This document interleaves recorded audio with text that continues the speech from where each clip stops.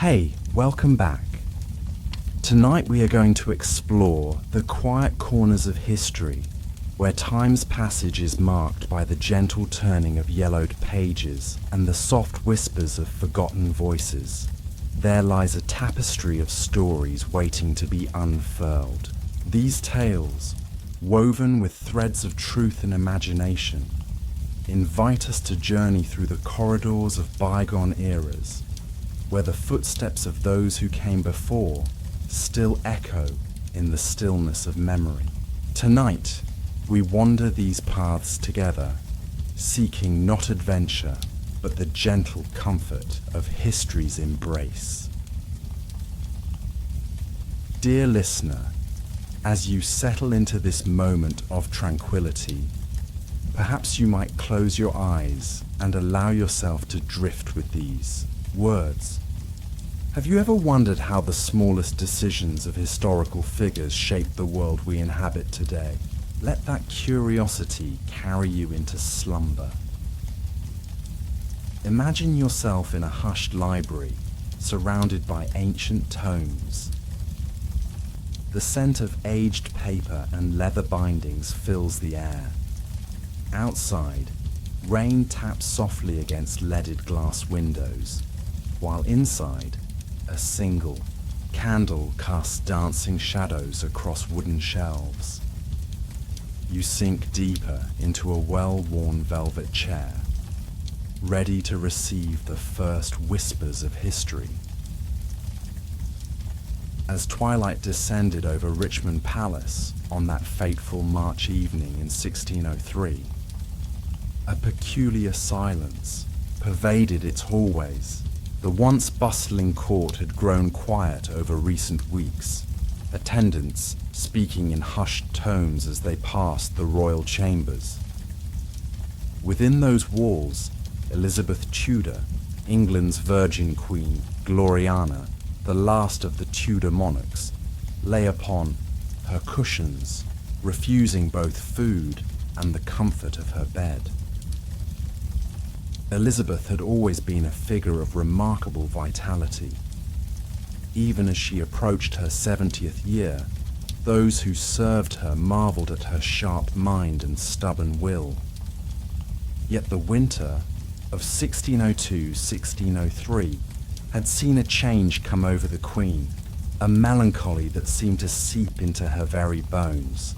The death of her dear friend, the Countess of Nottingham, had struck her deeply, coming as it did after the passing of so many beloved companions.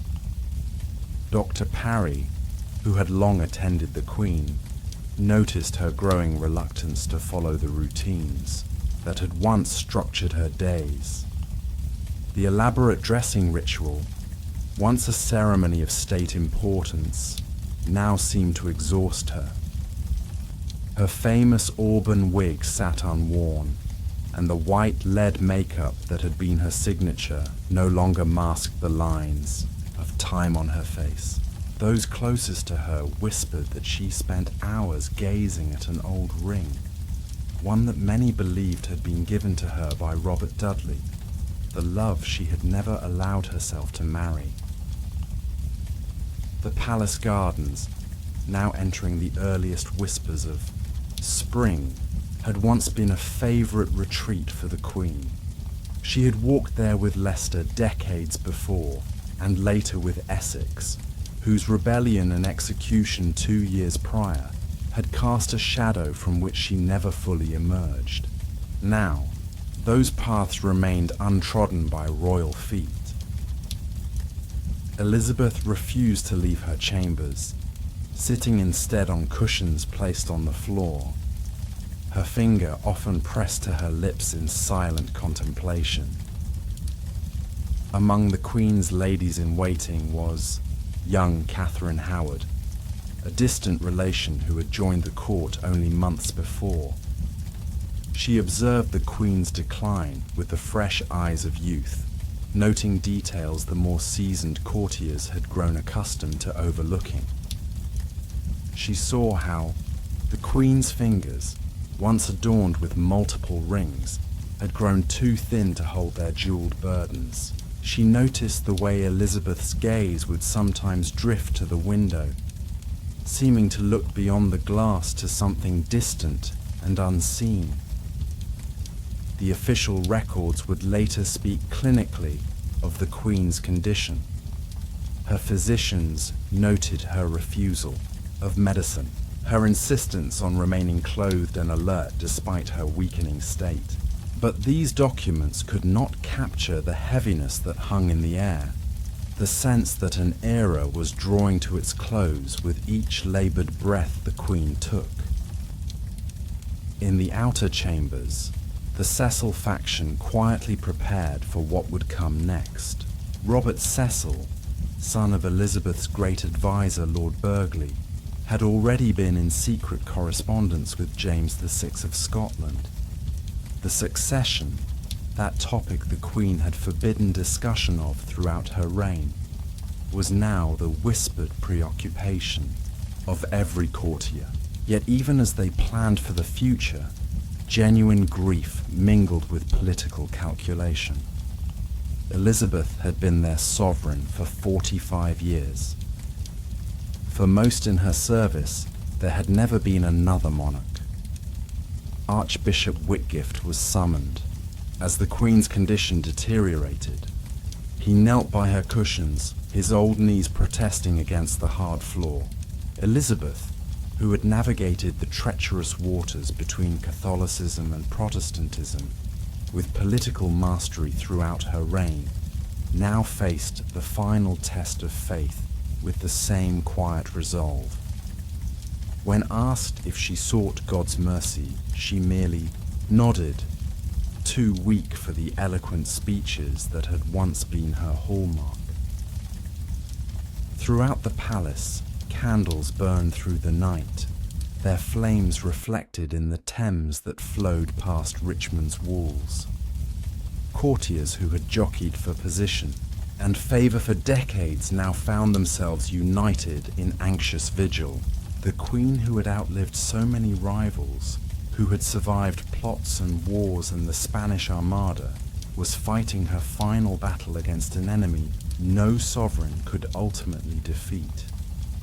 What exactly caused Elizabeth's death remains a matter of historical debate. Some contemporary accounts suggest pneumonia, a common killer in an age before antibiotics. Others point to blood poisoning, perhaps from the white lead makeup she had worn throughout her reign. Modern scholars have even suggested various forms of cancer. But in those final days at Richmond Palace, such clinical diagnoses mattered little to those who watched their Queen fade. Lady Philadelphia Scrope, who had served Elizabeth for many years, would later recall the Queen's growing difficulty with swallowing. Her Majesty would take small sips of broth, only to turn away in discomfort, she noted in a letter to her brother. This symptom, combined with the Queen's persistence in remaining upright rather than lying down, suggests to some modern physicians a possible infection of the throat or lungs. The Queen's refusal to be examined thoroughly by her doctors complicated matters. Elizabeth had always been intensely private about her body, perhaps a consequence of the rumours and scrutiny that had followed her throughout her life. Even in her final illness, this reserve remained unbroken. Dr. Parry was permitted only the most cursory examinations, relying heavily on external symptoms to guide his increasingly desperate treatments. Winter had been harsh that year, with biting winds and persistent dampness that seeped through the palace walls despite the constant fires. Elizabeth, never one to complain of physical discomfort, had nevertheless been observed shivering beneath her robes during court proceedings in January. Perhaps it was then that the illness first took hold, finding purchase in lungs already weakened by age and the smoky air of Tudor England. The theory of slow poisoning from her cosmetics bears consideration as well.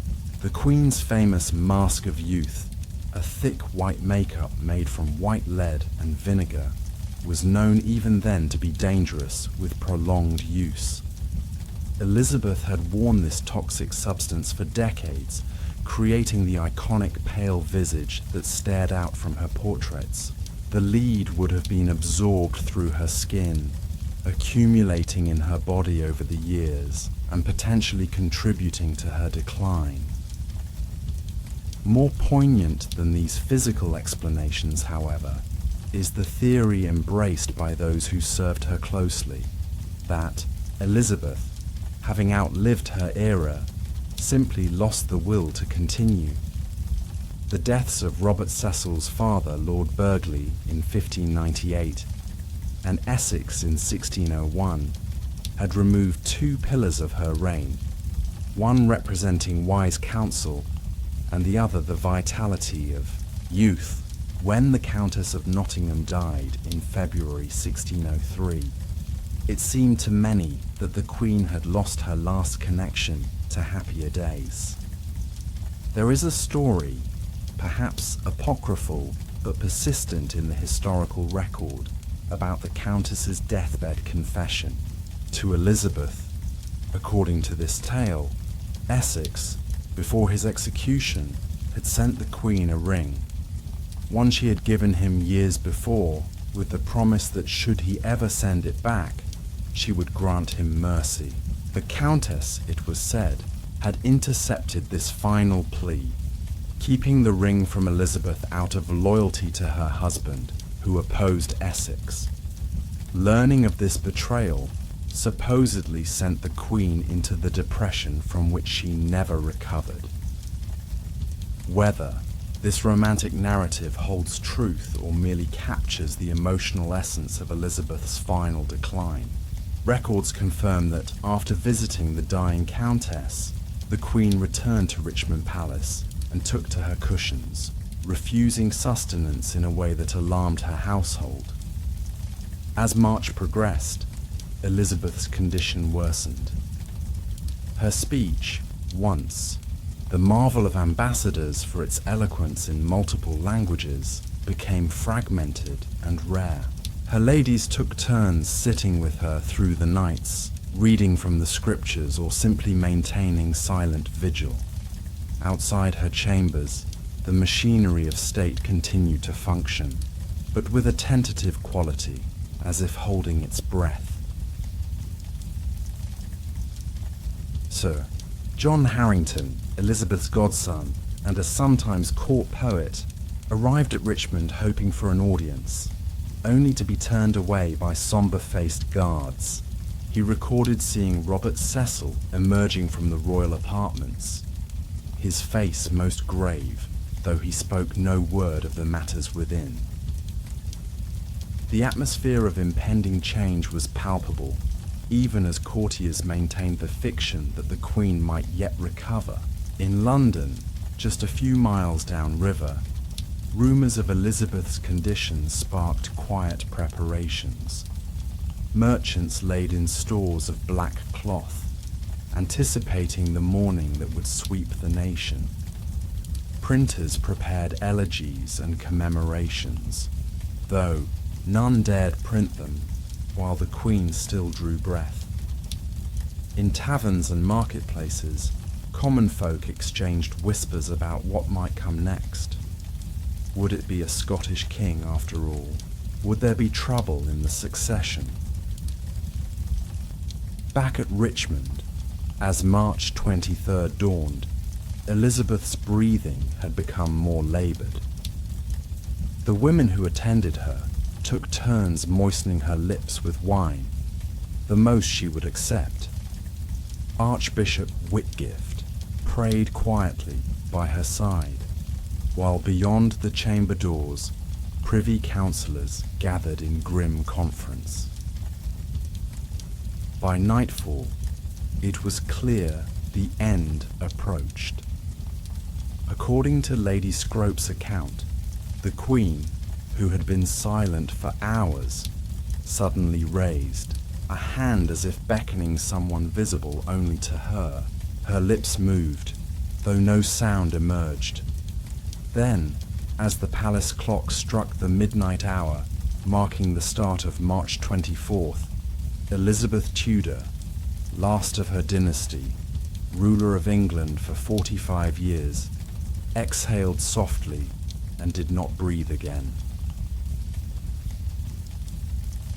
News travelled first through the palace in hushed whispers, then via messenger to Robert Cecil's allies throughout London.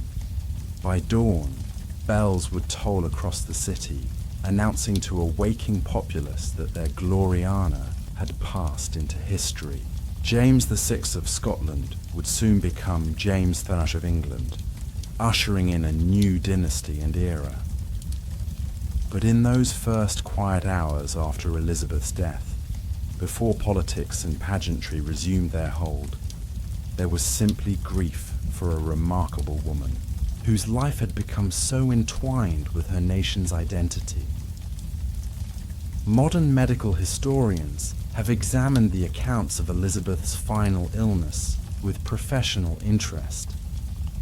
The symptoms described, weakness, refusal of food, respiratory difficulty, could indeed indicate pneumonia, particularly given the Queen's advanced age and the winter season.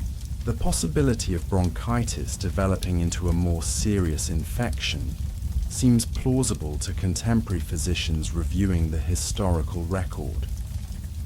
Other medical experts have noted that Elizabeth's symptoms could be consistent with congestive heart failure, not uncommon in elderly patients even today.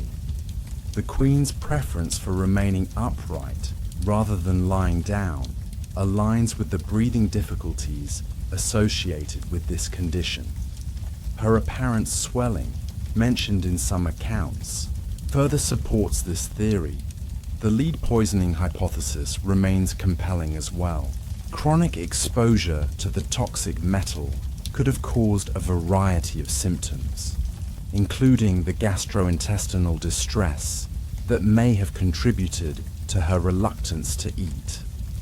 Lead accumulation would have occurred gradually throughout her life, potentially reaching critical levels in her final years. What seems certain is that multiple factors likely contributed to Elizabeth's death: the natural decline of age, possible infection, the accumulated toll of years of toxic cosmetics, and perhaps most significantly, the profound emotional exhaustion that followed the loss of her closest companions. In this, there is something universally human about the death of this most iconic queen. For all her majesty and historical significance, Elizabeth's end came, as it does for all, a final yielding to mortality. In the days following her death, Elizabeth's body was prepared for the elaborate funeral that would follow. Her ladies, who had served her so intimately in life, performed this final duty with tender care.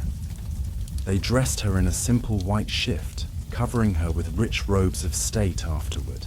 The face that had been England's symbol for nearly half a century was peaceful at last, free from the complex calculations of statecraft that had been her constant companion.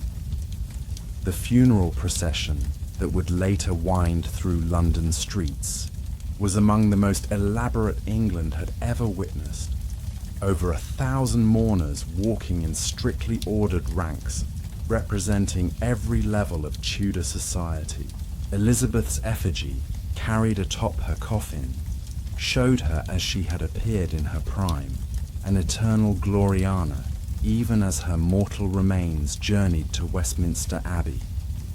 But perhaps the most telling moments came before this public spectacle, in the quiet of Richmond Palace as her body was first prepared.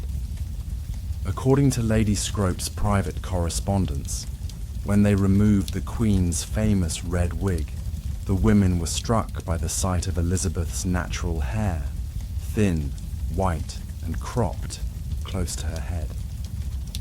This vulnerability, hidden so carefully in life, moved her attendants to tears. Here was not the mythic virgin queen, but simply an elderly woman who had carried the weight of a kingdom until her final breath. As her coffin was later sealed, Robert Cecil reportedly placed inside it a small ring. Whether this was the famous Essex ring of legend or another token of personal significance has never been confirmed. This quiet gesture, if it occurred, stands in contrast to the public ceremonial that followed, suggesting that even those who had navigated the complex politics of Elizabeth's court maintained some private reverence for the woman herself, separate from her royal office. The official cause of Elizabeth's death was never precisely recorded in the terms we might expect today.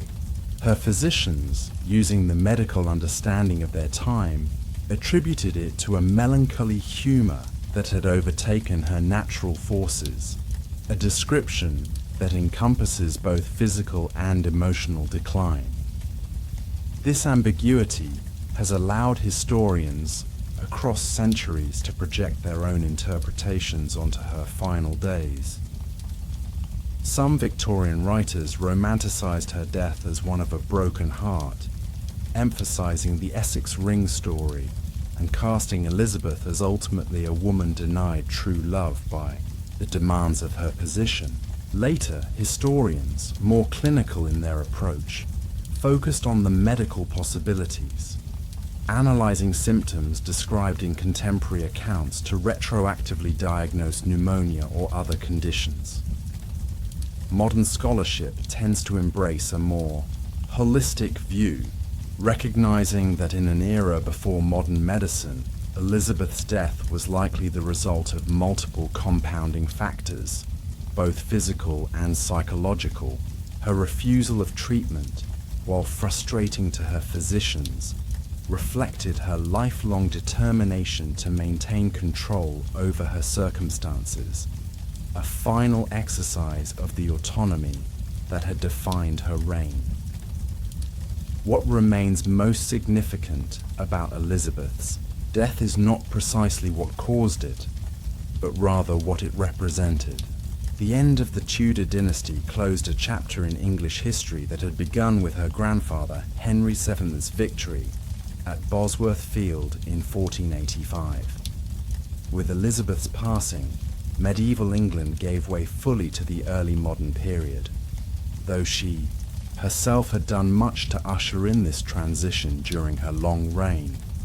In the century that followed her death, as England navigated civil war and revolution before settling into constitutional monarchy, Elizabeth increasingly came to represent a golden age in the national mythology.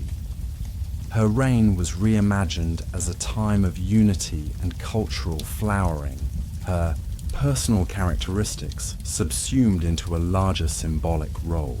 The manner of her death, whether from infection, lead poisoning, or heartbreak, became less important than the fact of her immortality in England's cultural memory. And yet, there is something profoundly moving about stripping away these layers of myth to consider the human reality of those final days at Richmond Palace. An elderly woman, surrounded by the few remaining people she trusted, facing her mortality with the same composed dignity she had brought to state affairs throughout her life. The Queen, who had once boldly addressed her troops at Tilbury with proclamations of having the heart and stomach of a king, ended her days in quiet stoicism, perhaps finding in that privacy a freedom she had rarely known in her public life. As dawn broke on March 24th, 1603, and news of Elizabeth's passing spread throughout England, ordinary citizens would have awakened to a world without a queen who had ruled for most of their lives. For them, the medical cause of her death mattered little.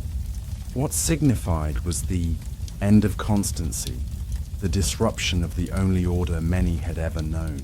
Church bells that had rung to celebrate her accession, her victories, and her progresses through the countryside now told in mourning. In Elizabeth's private study at Richmond, discovered after her death, her papers revealed a woman still actively engaged with state business until her final illness. Notes on diplomatic correspondence, margin comments on petitions, and translation exercises in her precise handwriting suggested a mind that remained sharp despite her body's decline. These documents, now preserved in various archives, offer perhaps the most authentic glimpse of Elizabeth as she approached her end, not dramatically lovelorn or martyred, but pragmatically continuing her life's work until she could no longer do so. When Elizabeth I died at Richmond Palace in the early hours of March 24th, 1603, she left behind a country transformed. The England she had inherited in 1558 had been financially unstable, religiously divided, and diplomatically isolated. The nation she bequeathed to James V stood as a Protestant power with growing commercial interests, a flourishing literary culture, and the beginnings of imperial ambition. Whatever combination of pneumonia, heart failure, lead poisoning, or melancholy took Elizabeth from life, her legacy remained vibrant. As her funeral procession wound through London streets lined with grieving subjects, a contemporary observer noted that many reached out to touch the passing hearse, as if seeking some final blessing from Gloriana, even as she journeyed beyond their reach. In Richmond Palace, the cushions where she had spent her final days were removed. The chambers slowly cleared of her personal items as inventory was taken for the royal treasury. Yet something of Elizabeth lingered in those rooms. In the tapestries she had selected, the books she had annotated, the gardens she had walked. For those who had served her, particularly the women who had attended her most intimately, adjusting to her absence proved a disorienting experience. Lady Scrope would later write that she found herself still waking at the hours she had been accustomed to attend the Queen, her body maintaining the rhythms of service, even as her mind knew those duties had ended. This small human detail perhaps captures something essential about Elizabeth's death, how thoroughly she had become the center around which an entire court, and indeed a nation, oriented themselves. As historical inquiry continues to examine the medical and personal circumstances of Elizabeth's final days, perhaps the most fitting epitaph comes from her own words, spoken years before when contemplating mortality. All my possessions for a moment of time. In the end, despite her power and accomplishment, Elizabeth Tudor faced the same human limits as her humblest subject, a truth that lends poignancy to even the grandest royal death. And now, this tale settles into stillness. Take a gentle breath as time drifts onward, carrying the listener softly toward the next chapter. And between the veils of documented history and legend, there lie spaces where truth and imagination entwine like vines on ancient stonework. As we turn from Tudor England, let us journey farther back, to lands where rivers cradled the earliest cities, and where gardens hung impossibly between earth and sky.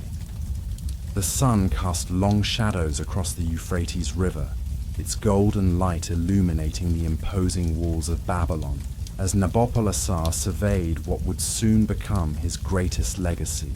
The year was approximately 605 BCE, and the aging king walked slowly along the eastern bank, his son Nebuchadnezzar at his side. Their city was already ancient, its name echoing through centuries of Mesopotamian history, but what they envisioned would transform Babylon into a wonder that would captivate human imagination for millennia to come. "The rivers have blessed our lands," Nabopolassar said softly, his voice carrying the weight of a lifetime spent rebuilding Babylon after generations of Assyrian domination. "But I would create something that brings the mountains to our flatlands, something that honors your mother's homeland." The queen, Ametis of Media, had grown up among the verdant mountain landscapes of what is now Iran, so different from the flat alluvial plains of Mesopotamia. Her homesickness was well known within the palace walls, though she bore her displacement with the dignity expected of a royal consort. Some historians suggest it was this melancholy that inspired what would become known as the Hanging Gardens of Babylon, though contemporary archaeological evidence remains frustratingly elusive. What we do know with certainty is that Babylon under Nebuchadnezzar II, who would soon succeed his father, underwent a remarkable transformation. The city expanded to cover more than 3 square miles, surrounded by massive walls reportedly wide enough for a 4-horse chariot to turn around upon them. At its heart stood the Ziggurat Etemenanki, a massive stepped tower dedicated to Marduk that may have inspired the biblical Tower of Babel. And somewhere within this magnificent urban landscape, if ancient accounts are to be believed, rose the extraordinary terraced gardens that would later be counted among the 7 wonders of the ancient world. The Greek historian Diodorus Siculus would later describe them as a square, each side of which extends 4 plethora, approximately 120 feet. It slopes like a mountainside and resembles a theatre. The tiers upon which the planted material is arranged rise one above the other tier by tier. These rising terraces created the illusion of a green mountain rising within the city walls, a feat of engineering and horticultural ambition that defied the flat landscape and arid climate. Modern archaeologists have struggled to locate definitive evidence of these gardens, leading some to suggest they existed only in the realm of legend. Yet the descriptions from multiple ancient sources share enough consistency to suggest a basis in reality, even if details became embellished over time.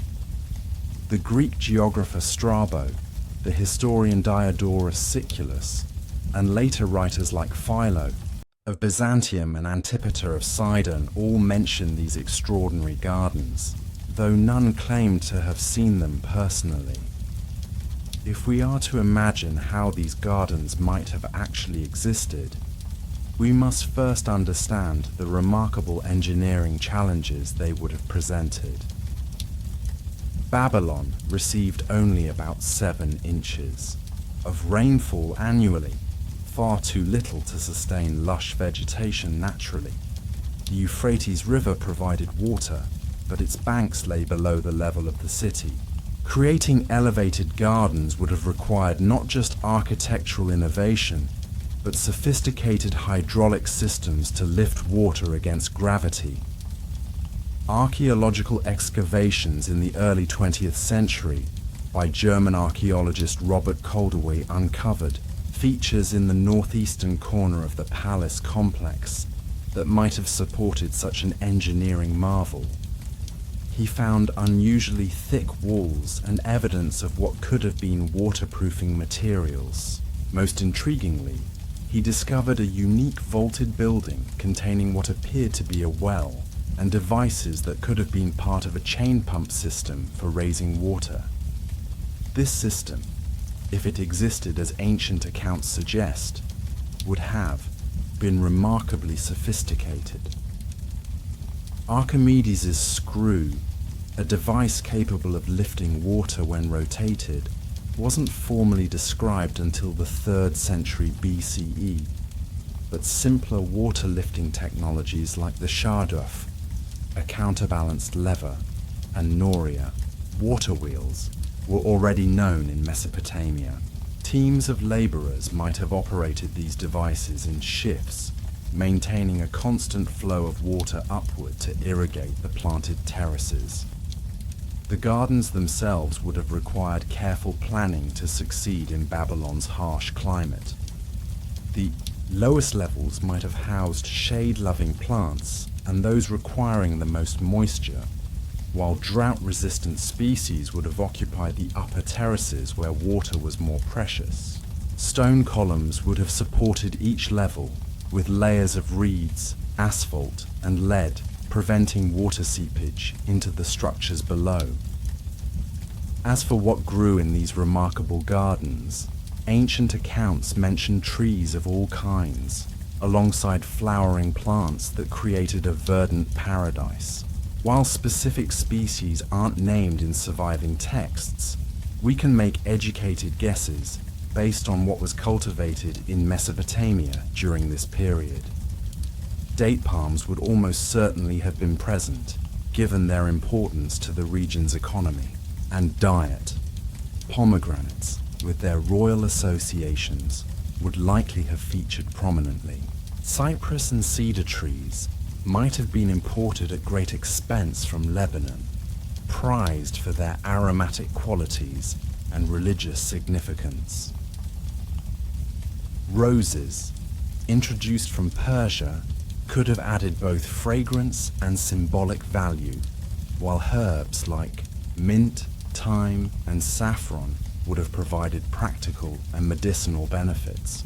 The Babylonians were skilled botanists by necessity, understanding plant propagation, grafting, and cultivation techniques required for agriculture in their challenging environment.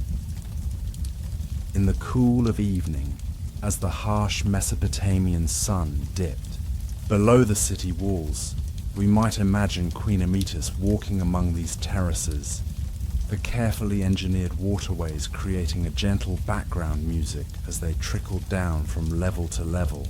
Palm fronds would rustle in the breeze, while carefully tended flowers released their perfume into the cooling air.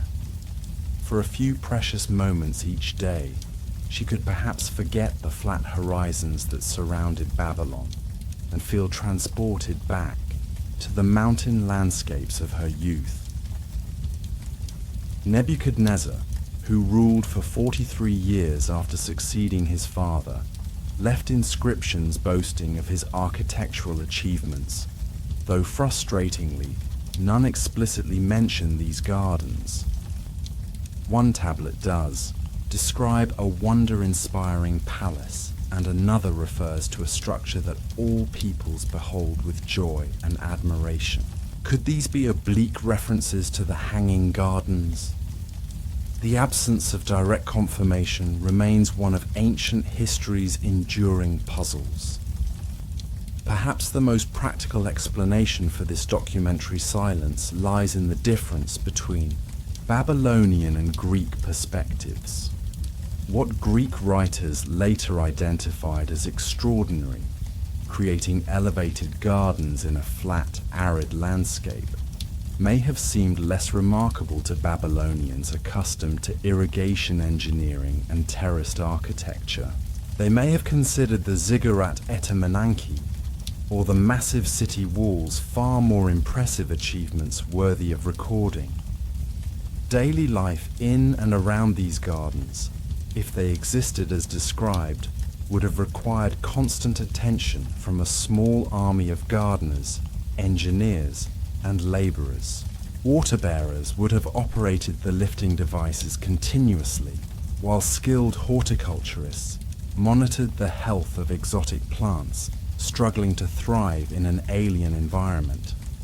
Pruners, weeders, and specialists in soil preparation would have maintained the carefully cultivated appearance, while architects and engineers would have regularly inspected the structural elements supporting this massive weight of earth, vegetation, and water. Beyond the technical aspects, we should consider the sensory experience these gardens would have provided in ancient Babylon. The contrast between the dusty, sun-baked streets of the city and the cool, humid microclimate within the gardens must have been striking. The sound of water, so precious in Mesopotamia, flowing freely would have created an atmosphere of abundance and luxury. The varied greens of vegetation would have stood out vividly against the predominant mud brick architecture of the city, while seasonal flowers would have added bursts of color.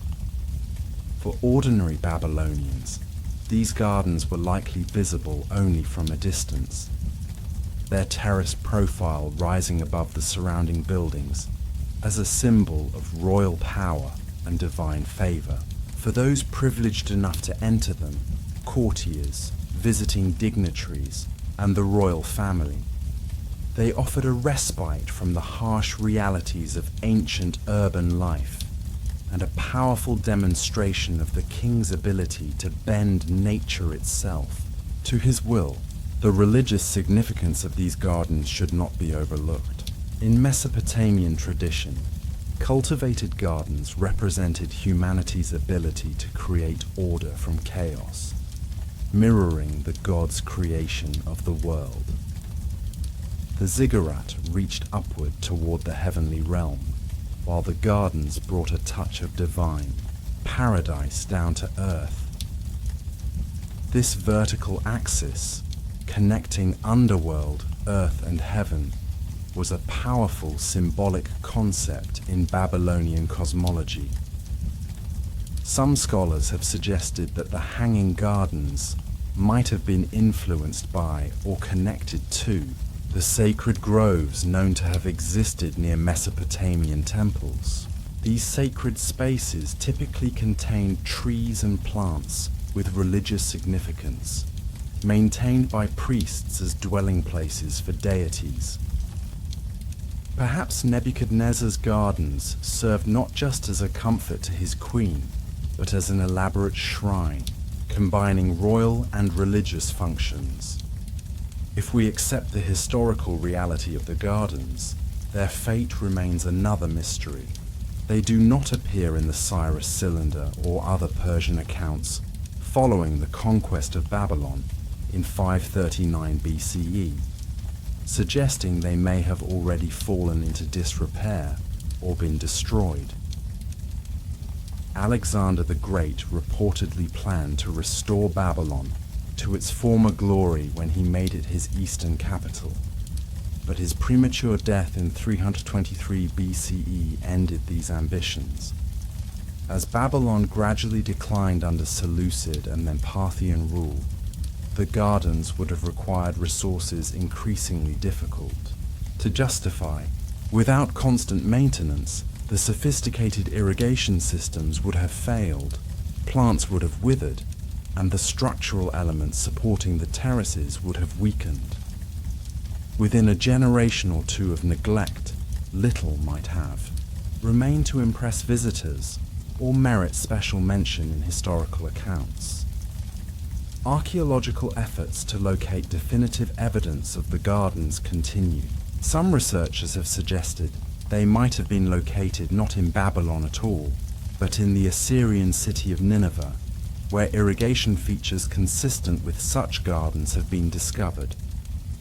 Others maintain that they existed in Babylon, but in areas not yet fully excavated, or in sections already lost to river erosion and brick harvesting over the centuries.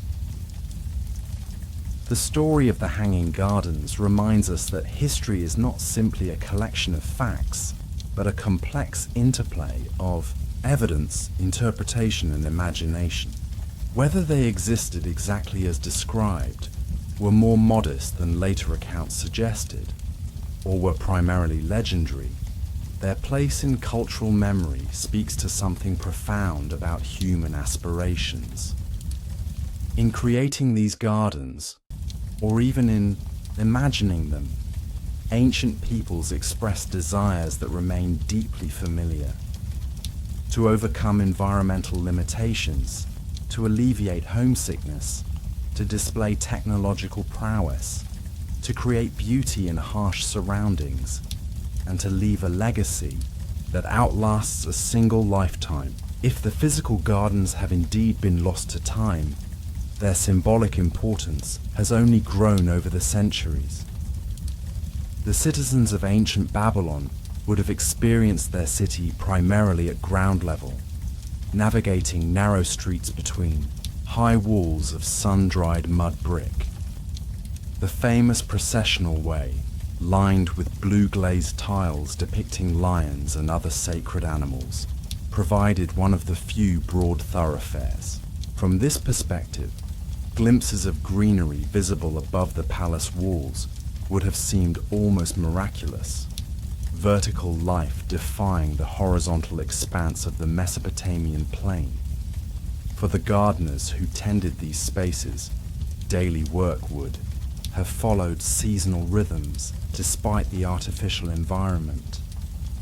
Spring would bring the challenge of managing new growth and transplanting seedlings nurtured through winter in sheltered areas. Summer's intense heat would demand constant vigilance to prevent plants from withering, while autumn would require preparations for the cooler months ahead.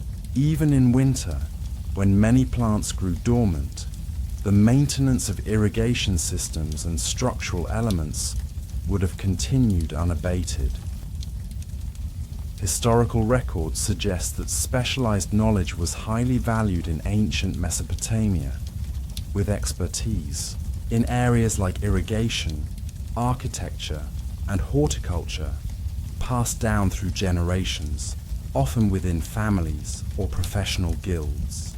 The head gardener of the royal gardens would have held a position of significant responsibility, perhaps receiving tablets with direct instructions from the palace regarding desired plants or changes to the landscape design.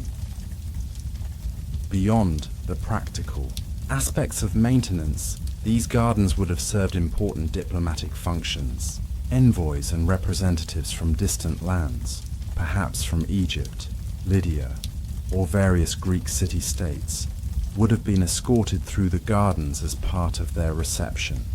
The lush vegetation and engineering marvels silently communicating Babylon's wealth, sophistication, and divine favor. We can imagine such a diplomatic visit. Foreign dignitaries proceeding along carefully designed pathways, their guides highlighting particularly rare specimens or ingenious water features. The visitors would note not just the beauty before them, but the implied message that a king who could create a mountain of greenery in the flat desert could certainly marshal resources for war if necessary. Diplomacy in the ancient world, as in our own time, often relied on such calculated displays of power wrapped in aesthetic pleasures. For Queen Amytis, if indeed the gardens were created for her comfort, they would have offered more than just visual reminders of her homeland. The microclimate within them, cooler, more humid, filled with the sense of flowers and aromatic herbs, would have provided sensory connections to her early life. Perhaps certain plants were specifically sourced from media to strengthen this connection, their familiar forms and fragrances evoking powerful memories.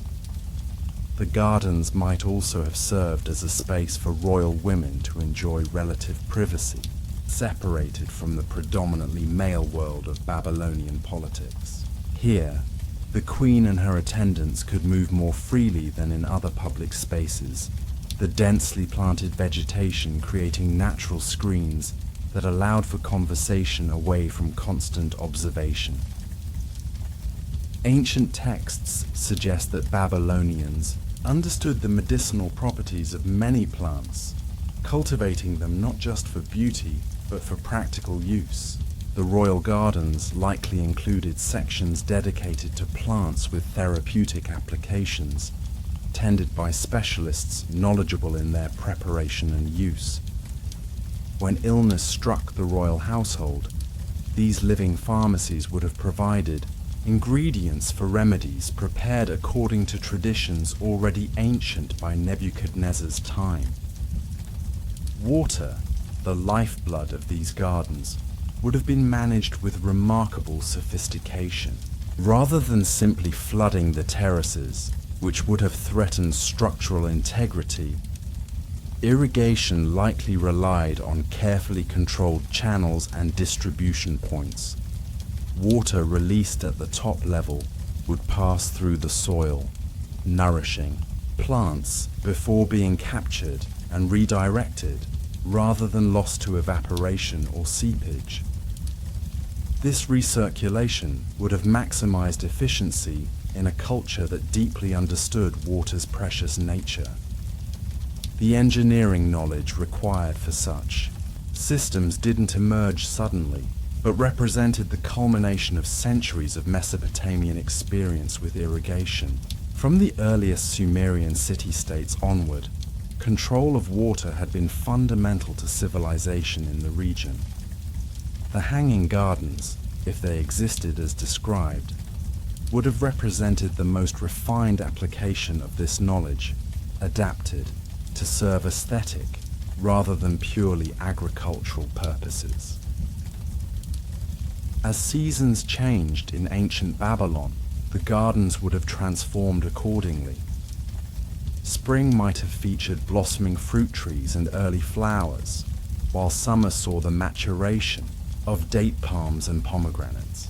Autumn would bring harvests of seeds and fruits, while winter, though mild by northern standards, would have revealed the underlying structure of the terraces as deciduous plants shed their leaves. These seasonal changes would have been incorporated into the religious calendar as well.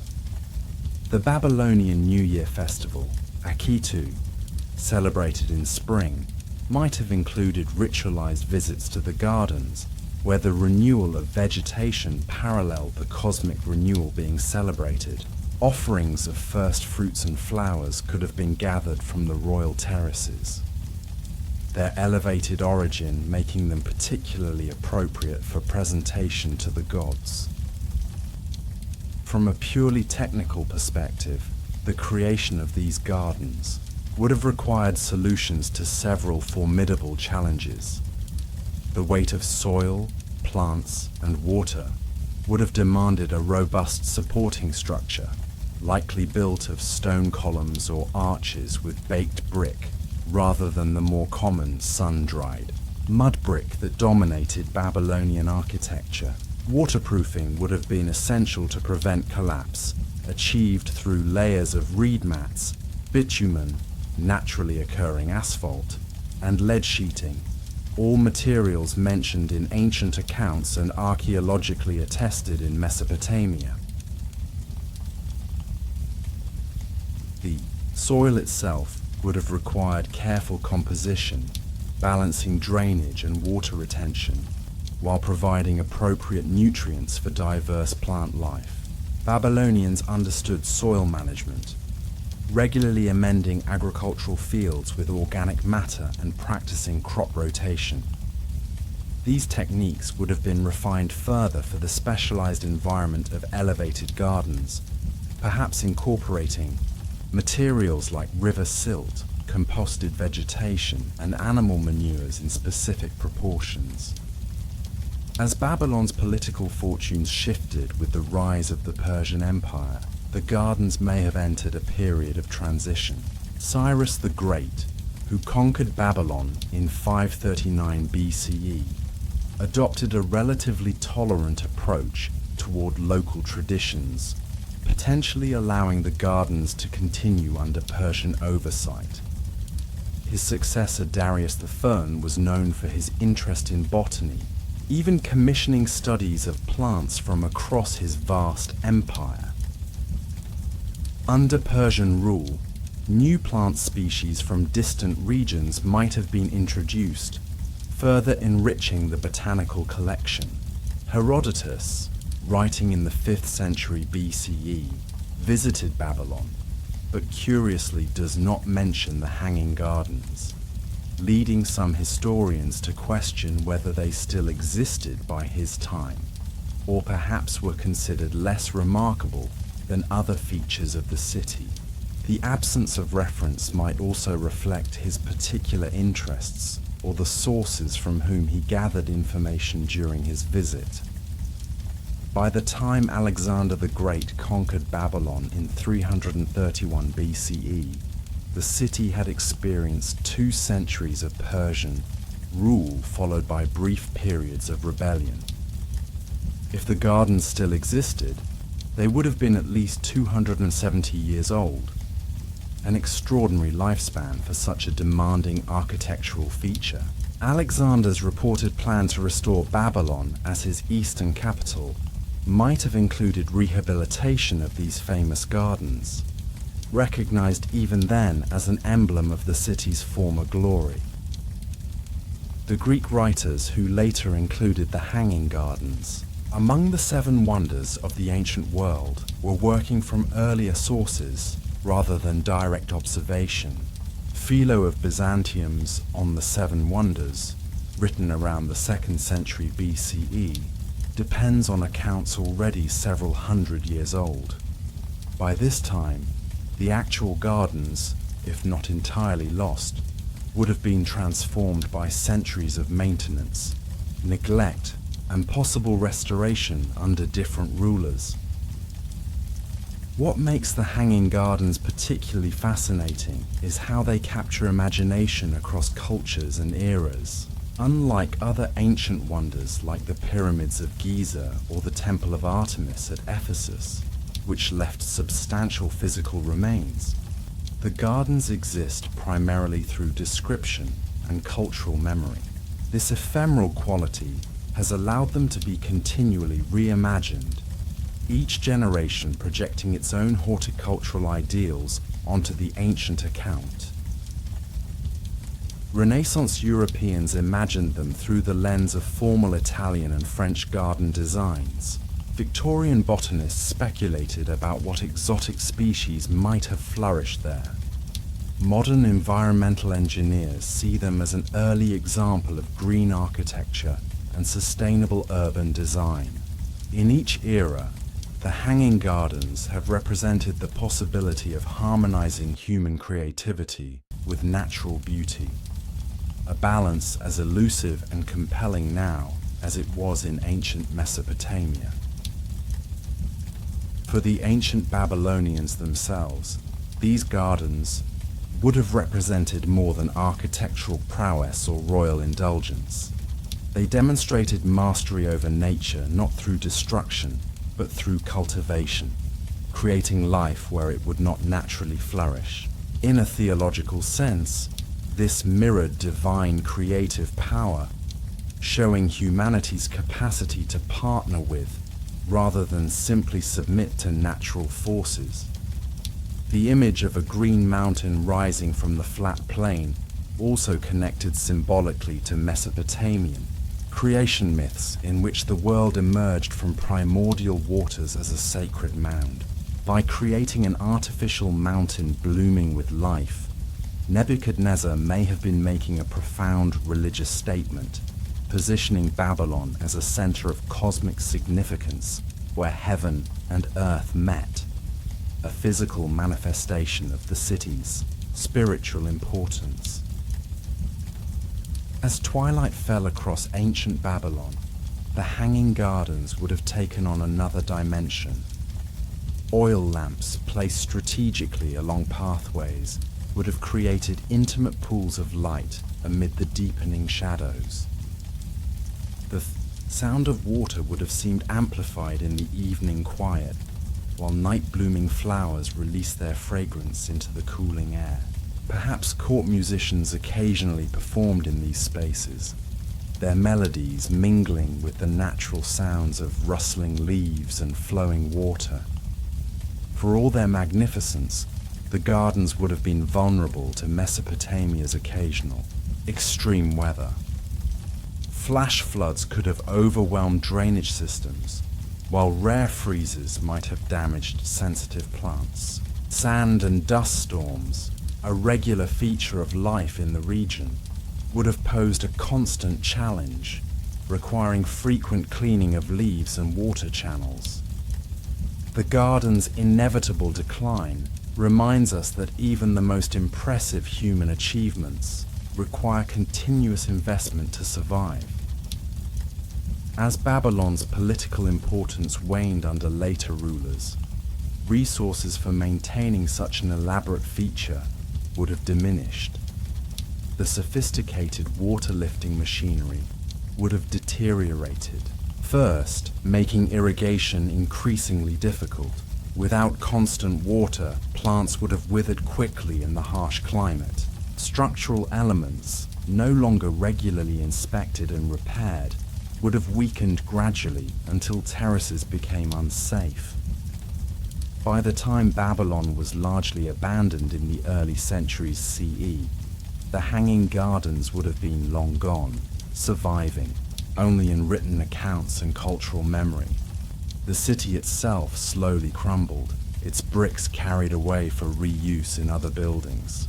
For centuries, the precise location of Babylon remained uncertain until 19th century archaeologists began systematic excavations.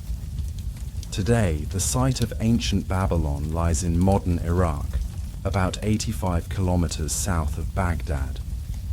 Partial reconstructions, based on archaeological evidence, give visitors some sense of the city's former scale, though they reflect Babylon's appearance in later periods rather than Nebuchadnezzar's time. The area where the hanging gardens might have stood has been particularly affected by both natural erosion and human activity over the millennia, complicating efforts to find definitive evidence. Perhaps we should see the elusive nature of the hanging gardens not as a historical frustration, but as part of their enduring appeal. Like all great wonders, they exist at the intersection of verified fact and inspired imagination. They remind us that human creativity has always sought to transcend practical limitations, reaching for beauty that seems impossible until achieved. As night fully descended over ancient Babylon, the hanging gardens would have offered one final marvel. From certain vantage points within the city, observers might have seen the terraces silhouetted against the star-filled Mesopotamian sky, a human-made constellation of shapes, suggesting that the boundary between earth and heaven was not fixed, but permeable through human ingenuity and vision. This quiet fragment of the dream concludes, yet the voyage through history floats ever forward. Like tides that ebb and flow around ancient stones, our journey through time continues, drawing us now to a granite island where heaven and earth seem to meet, where monks with patient hands preserved the fragile threads of wisdom, while storms of change swept across medieval Europe. The morning mist clung to the waters of the bay, transforming the landscape into something otherworldly. On most days, one could see for miles across the flat expanse of sand and shallow pools left by the receding tide. But on this particular morning in the year 1112, the world beyond the island seemed to have vanished entirely, leaving Mont Saint-Michel in a realm between heaven and earth, just as its founders had envisioned it. Brother Adelard made his way carefully up the narrow stone steps from the abbey's scriptorium, a rolled parchment tucked securely in his sleeve. At 63 years of age, his knees protested each step, but he had made this journey countless times over the decades of his service. The manuscript he carried represented 3 months of painstaking work. A copy of Augustine's De Civitate, day commissioned by a monastery in Normandy. In an age before printing, each book existed only through the patient labor of scribes like Adelard, whose calloused fingers and failing eyesight bore witness to a lifetime bent over parchment. Mont Saint-Michel had not always been a center of such scholarly pursuits. The granite island, rising dramatically from the tidal flats between Normandy and Brittany, had first been home to hermits seeking isolation. According to legend, the Archangel Michael had appeared to Bishop Aubert of Avranches in 708, instructing him to build a church on the rocky islet then known as Montombe. The small sanctuary constructed in response to this vision had, over the centuries, grown into one of the most impressive monastic complexes in Christendom. By the early 12th century, when our story unfolds, Mont Saint-Michel had already survived Viking raids, fire, and the complex political machinations that accompanied the Norman conquest of England. The current abbey church, begun in 1023, dominated the summit of the rock. Below it, in a marvel of medieval engineering, buildings cascaded down the steep slopes, creating a vertical village where monks lived, worshipped, and, perhaps most significantly, for posterity, preserved and copied the written wisdom of the ancient world. The scriptorium, where Brother Adelard and his fellow scribes worked, occupied a privileged position within the abbey complex, with windows carefully oriented to capture the northern light that was gentlest on the eyes. The room itself was spare, in keeping with Benedictine principles, but the activities within represented the height of intellectual sophistication for the age. Here, ancient texts met contemporary thought in a continuous dialogue conducted through careful copying, annotation, and occasional original composition. As Adelard reached the abbey church, the sound of chanting reached him through the thick stone walls. Prime, the morning office, was underway. He would join his brothers shortly, but first he needed to place the finished manuscript in the abbey's library for inspection by the armarius, the monk responsible for the scriptorium and its productions. The library of Mont Saint-Michel was not large by modern standards, perhaps a few hundred volumes in total, but in the early 12th century, it represented an extraordinary concentration of knowledge. Classical works by Aristotle, Pliny, and Cicero shared shelf space with patristic writings, saints' lives, and the rule of St. Benedict that governed the monk's daily existence. Some of these works had nearly been lost to Western Europe during the chaotic centuries following the collapse of Roman authority, surviving only through the dedicated copying efforts of monks like those at Mont Saint-Michel. Brother Adelard's path to the scriptorium had begun nearly 50 years earlier, when he arrived at the abbey as a novice of 13. The son of a minor Norman noble, he had shown an early aptitude for letters that made an ecclesiastical career the natural choice. What had initially seemed a duty gradually transformed into a vocation as young Adelard discovered the meditative quality of careful copying and the intellectual stimulation of engaging with ancient texts. His first tasks had been humble, preparing parchment, mixing inks, ruling lines on pages for senior scribes. Only after years of training had he been entrusted with actual copying, beginning with simple liturgical texts before progressing to more complex works. By the time he reached his 30s, Adelard had developed a hand renowned throughout the Norman monastic network for its clarity and elegance. The manuscript he now carried represented not just his personal skill, but the culmination of a process that linked Mont Saint-Michel to intellectual traditions stretching back to ancient Rome. Augustine's City of God, written in response to accusations that Christianity had caused the sack of Rome in 410, explored fundamental questions about divine justice, human society, and the relationship between earthly and heavenly realms.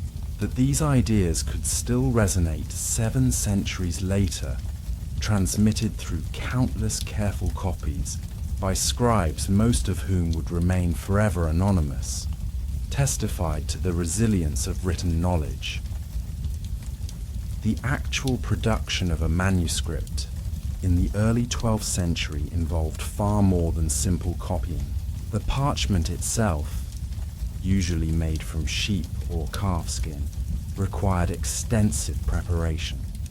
After the skin was removed from the animal, it was soaked in lime to loosen hair and fat, stretched on a frame, and scraped clean.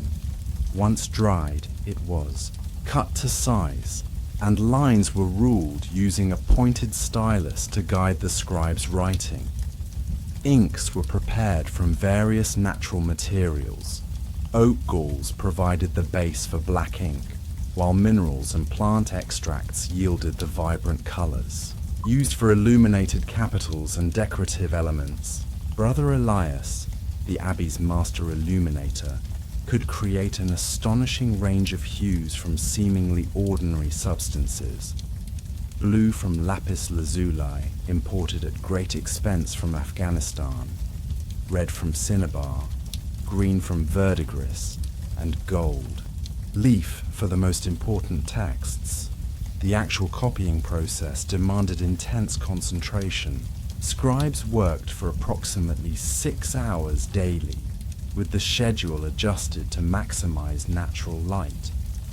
They sat on wooden stools at angled desks, using quill pens and small knives for scraping away errors. The physical toll was considerable. Back, pain, eye strain, and cramped hands were occupational hazards of this intellectual labor. Beyond physical challenges, scribes faced the constant intellectual demands of their work. While reproduction was their primary task, they weren't merely passive copyists. They needed sufficient education to understand what they were copying, to recognize and hopefully avoid errors in their exemplars, the texts they were copying from, and sometimes to make editorial decisions about variant readings or unclear passages. As Adelard placed his completed manuscript on the armarius's desk, he reflected on how the world beyond Mont Saint-Michel had changed during his decades of service. When he had arrived as a novice, the Norman conquest of England was still recent history. He had watched from the abbey as William the Conqueror's sons fought for control of their father's territories, with Mont Saint-Michel occasionally drawn into these conflicts due to its strategic position and spiritual significance. The First Crusade had been preached and fought during his lifetime, with some monks from Mont Saint-Michel joining the expedition to Jerusalem. News from the Holy Land had trickled back to the abbey through returning pilgrims and correspondence networks maintained between monastic houses. Some of these accounts had been copied and preserved in the abbey's growing archive. Yet for all this political and military tumult, the rhythms of monastic life remained largely unchanged.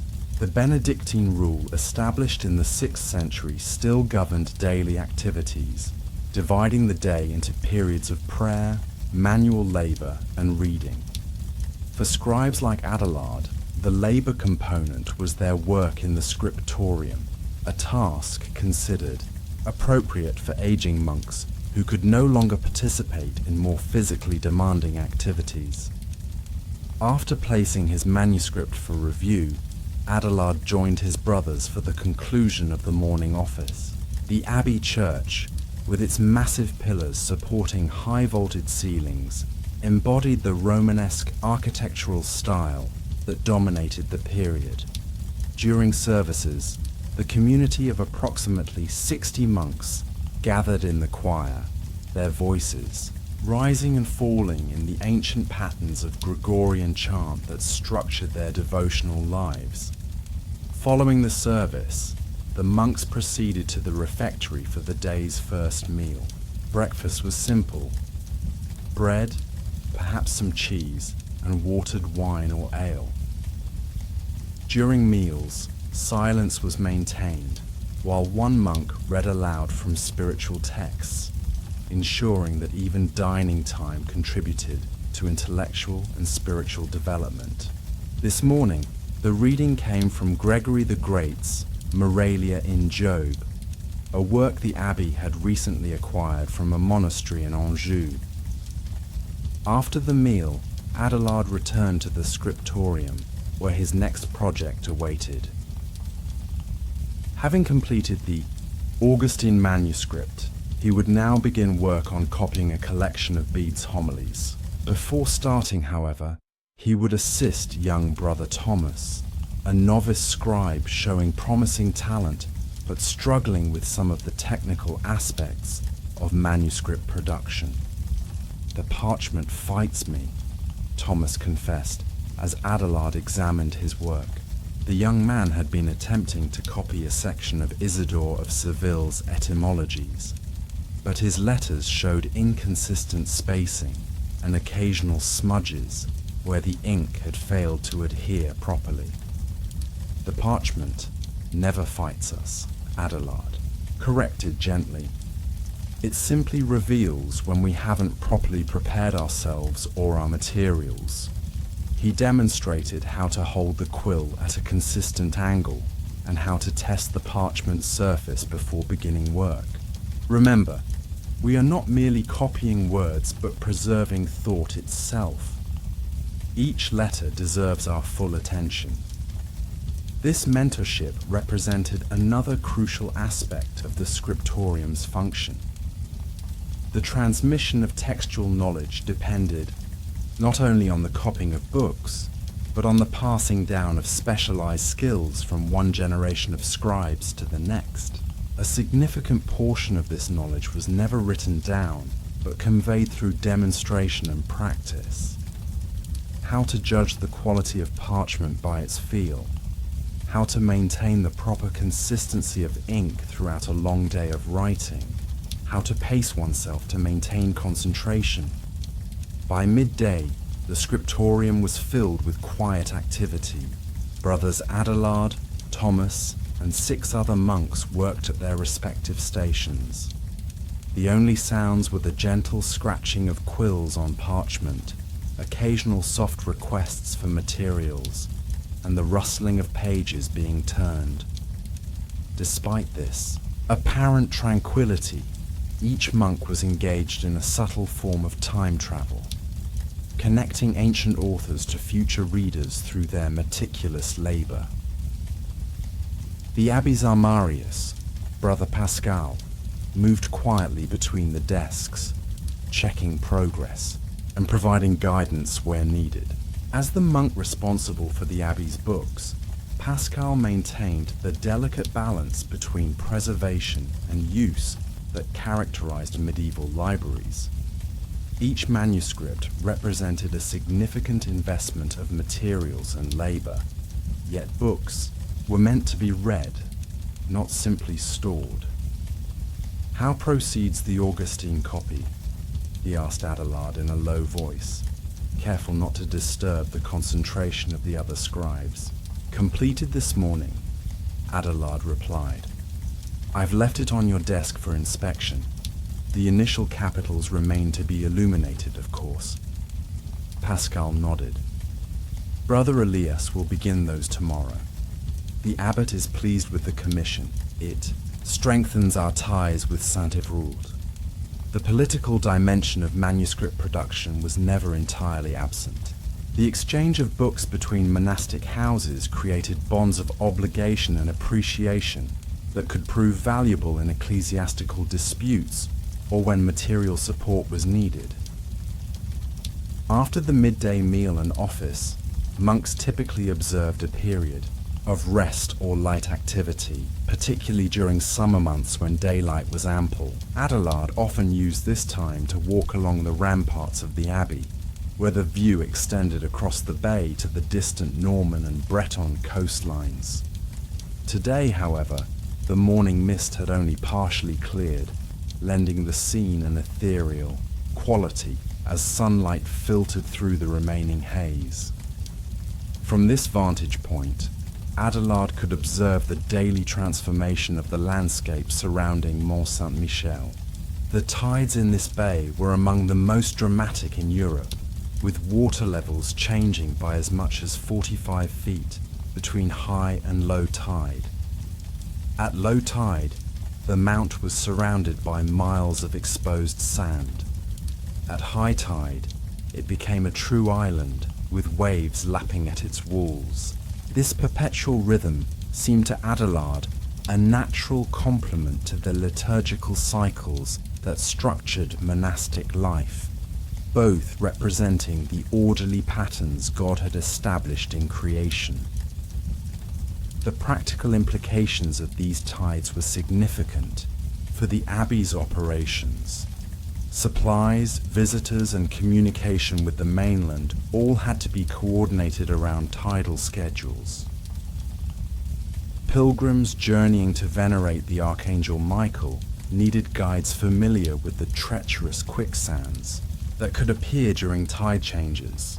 The abbey maintained a small fleet of boats for times when the causeway was submerged, though these were primarily used for transporting goods rather than people. As Adelard watched from the ramparts, he could see a small procession making its way across the tidal flats toward the mount, likely pilgrims coming to pray at the abbey church. Mont Saint-Michel had become an important stop on pilgrimage routes to Santiago de Compostela, and the abbey derived significant income from hosting these visitors.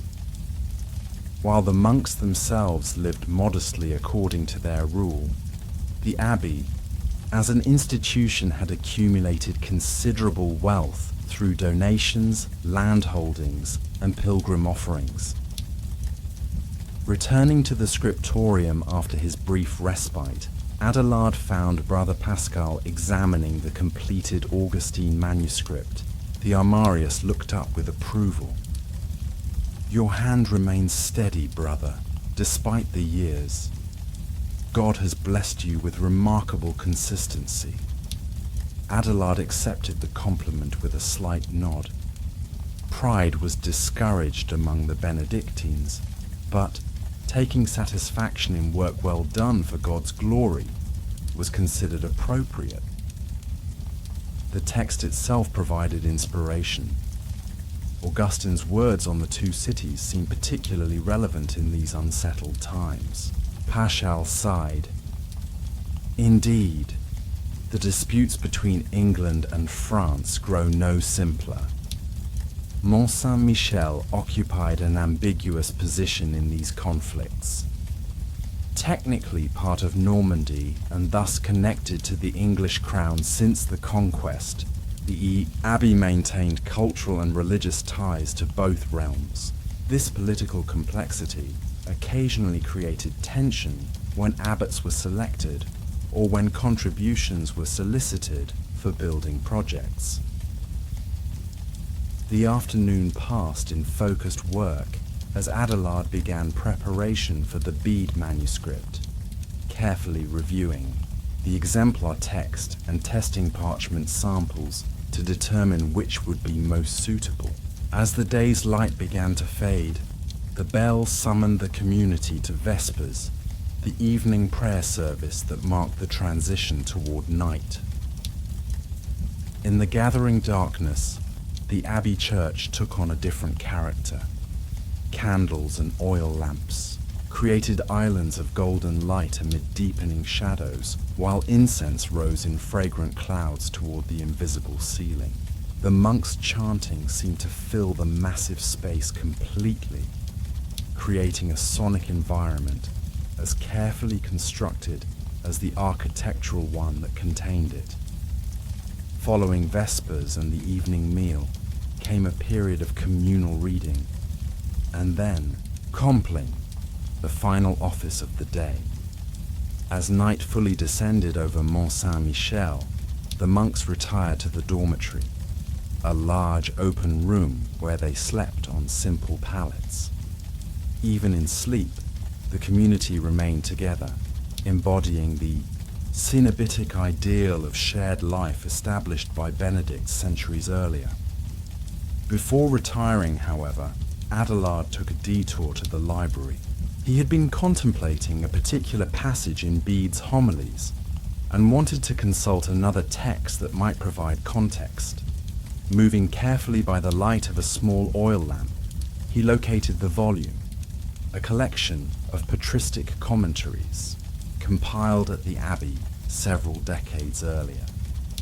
In this quiet moment, surrounded by the accumulated wisdom of centuries, Adelard felt most acutely the significance of the scriptorium's work. Each volume represented a link in an intellectual chain stretching back to antiquity and forward into an unknown future. How many hands had copied and recopied the words he now read? How many minds had engaged with these same ideas before his own?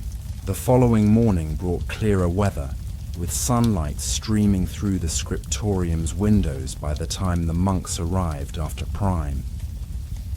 Adelard settled at his desk, arranged his materials with practiced efficiency, and began the day's work on the Bede manuscript. His quill moved steadily across the parchment, forming the elegant Caroline minuscule that had evolved as the standard bookhand in Western Europe. Around mid-morning, activity in the scriptorium was interrupted by the arrival of visitors. A nobleman from Avranches and his entourage, being shown the Abbey's notable features by the guest master. While most of the Abbey was accessible to pilgrims and visitors, the scriptorium usually maintained a greater degree of seclusion to protect the valuable materials and allow the scribes to concentrate. Today, however, the nobleman had expressed particular interest in the Abbey's book production, having recently provided funds for a new chapel and wishing to commission a gospel book to accompany his gift.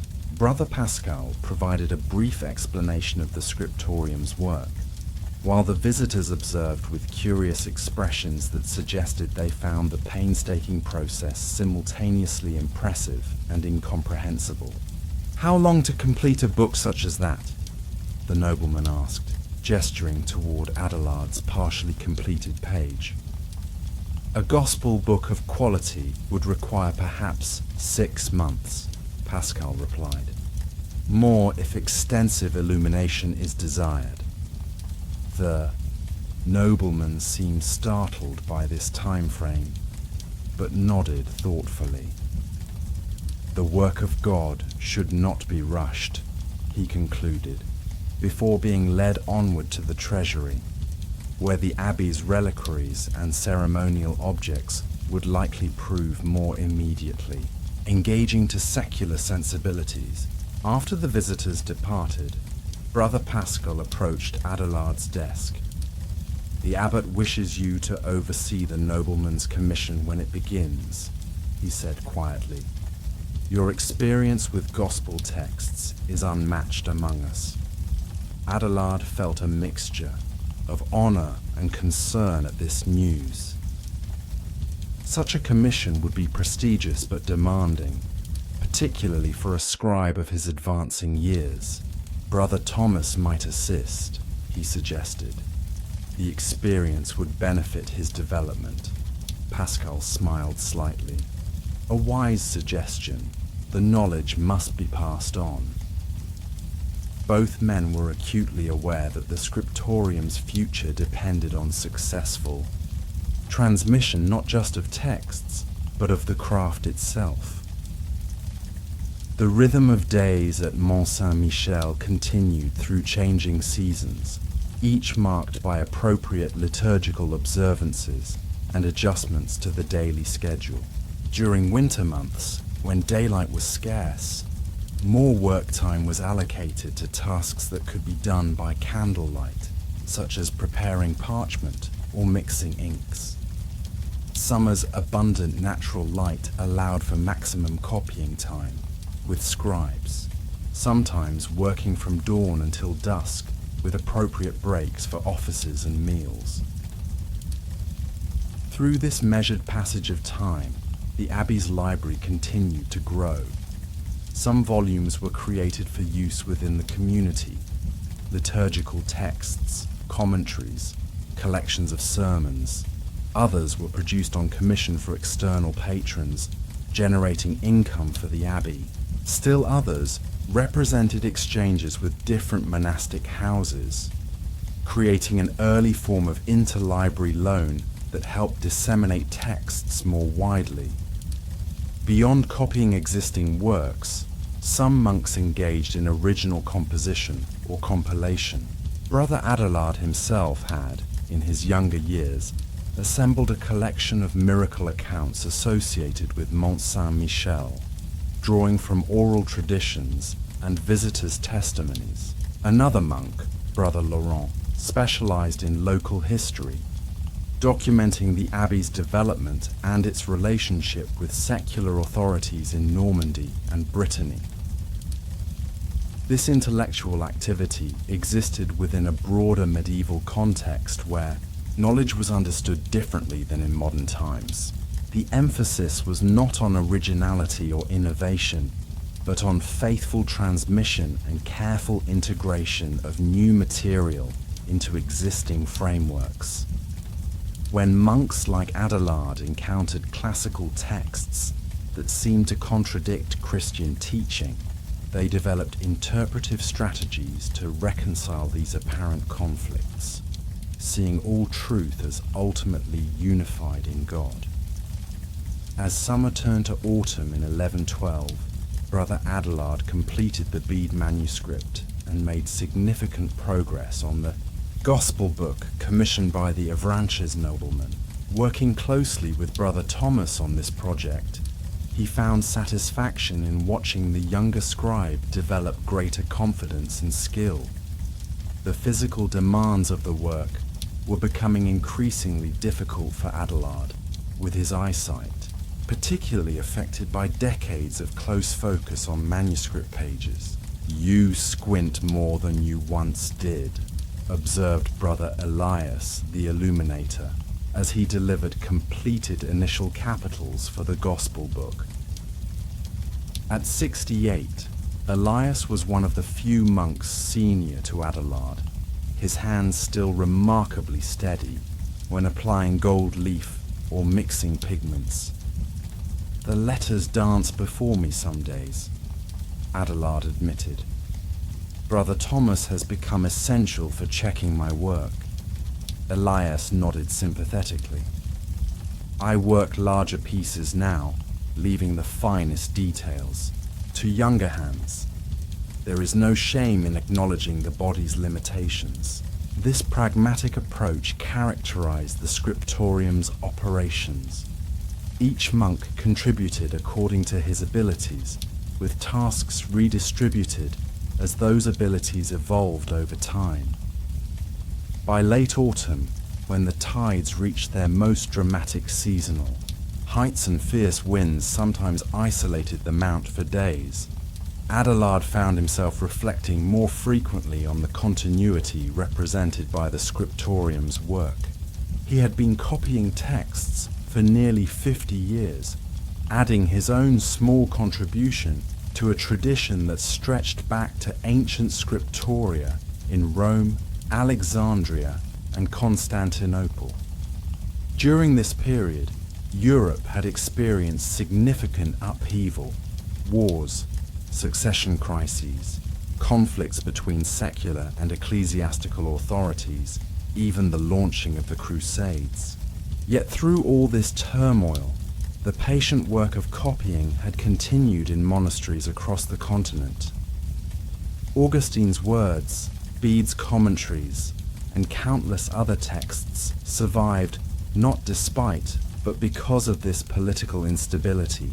as monasteries provided intellectual continuity that secular institutions could not maintain.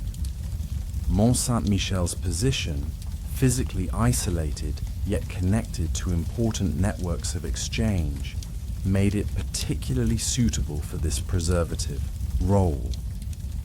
The dramatic tides that periodically cut the mount off from the mainland created natural periods of intensified focus, when the community turned inward to its devotional and intellectual pursuits.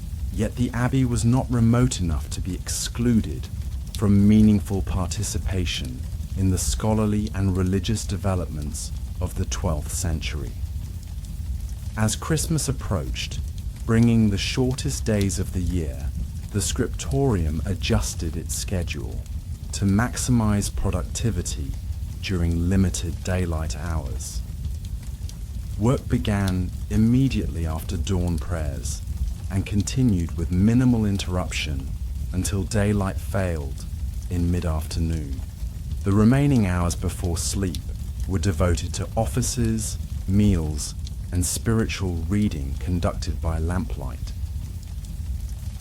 The Christmas liturgy itself represented one of the year's most elaborate ceremonial occasions. The abbey church was illuminated by hundreds of candles, creating a brilliance that seemed to transform the massive stone structure into a visualization of the heavenly Jerusalem. The monks processed through the church carrying elaborately bound gospel books, products of the scriptorium now fulfilling their sacred purpose as both text and symbol. For Adelard, participating in these ceremonies provided a powerful reminder of the ultimate purpose behind the scriptorium's meticulous work. The books he had spent his life creating were not merely repositories of information, but sacred objects that connected the community to divine revelation.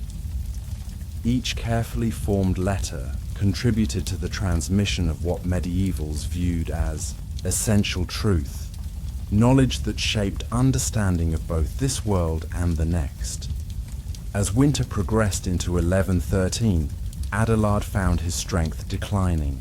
The cold and damp that permeated the stone buildings of Mont Saint-Michel affected his joints severely, making the precise movements required for copying increasingly difficult.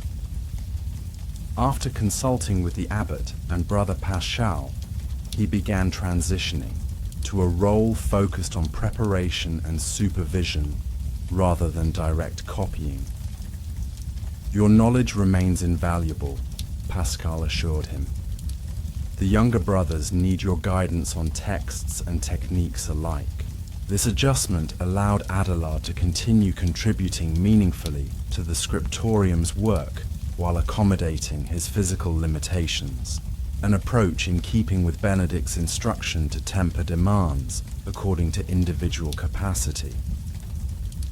In Nîmes, his new role, Adelard spent more time instructing novices in the fundamentals of manuscript production and assisting more experienced scribes with textual difficulties. When an unclear passage was encountered in an exemplar, or when variants needed to be reconciled, Adelard's decades of experience with similar challenges proved invaluable. He also took on greater responsibility for maintaining the abbey's existing collection, inspecting volumes for damage, and organizing minor repairs. This conservation work, less physically demanding than copying, but requiring equal attention to detail, allowed him to revisit books he had helped create years or even decades earlier, a tangible record of his life's contribution. One spring morning, as light flooded the scriptorium with renewed intensity after winter's darkness, Adelard was examining a psalter he had copied as a young monk. The script showed the slight awkwardness of developing skill, yet the text had remained perfectly legible through 40 years of liturgical use. Running his fingers gently over the parchment, he felt a profound connection to his younger self and to the community that had shaped both the book and the man. "Brother Adelard," called Thomas from across the room, "could you assist with this passage from Gregory? The exemplar seems corrupted." The young scribe had progressed remarkably over recent months, now trusted with significant projects including portions of the Gospel book. As Adelard made his way carefully across the scriptorium, he glanced out the window. The tide was coming in, water gradually surrounding Mont Saint-Michel and temporarily separating it from the mainland. The sight struck him as an apt metaphor for the scriptorium's work, creating an island of knowledge amid the often turbulent flows of history, preserving what might otherwise be lost until conditions allowed it to spread further. The monks of Mont Saint-Michel would continue their patient work of copying and preservation through the 12th century and beyond, maintaining intellectual continuity, even as political landscapes shifted around them.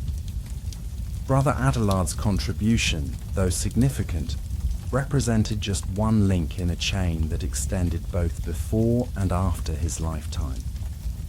This continuity would face challenges in subsequent centuries. The 100 Years' War would bring destruction to many Norman monasteries, though Mont Saint-Michel itself would remain unbreached thanks to its formidable natural and architectural defenses.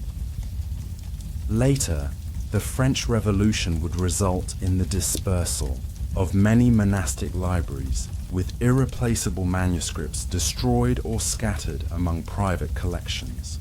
Yet enough survived these disruptions for modern scholars to reconstruct the intellectual world of medieval scriptoria.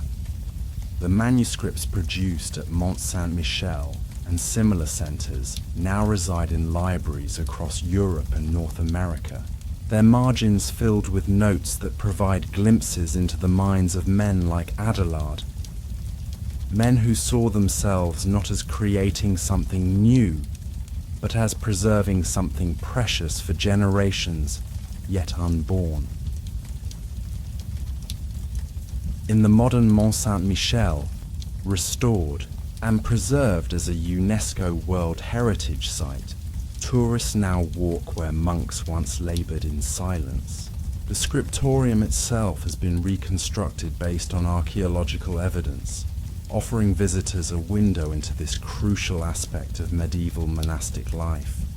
Few of these visitors realize that the books they can access with a few keystrokes on their smartphones exist in digital form because men like Adelard first preserved them through manual copying when each book represented months or years of dedicated labor. As Brother Adelard examined the problematic passage in Gregory's text, comparing it with other versions and drawing on his memory of similar passages, he participated in an intellectual tradition that would eventually evolve into modern textual criticism. The careful attention to variant readings, the weighing of different manuscript authorities, the consideration of an author's known style and thought, all these scholarly practices had their roots in the meticulous work of medieval scribes.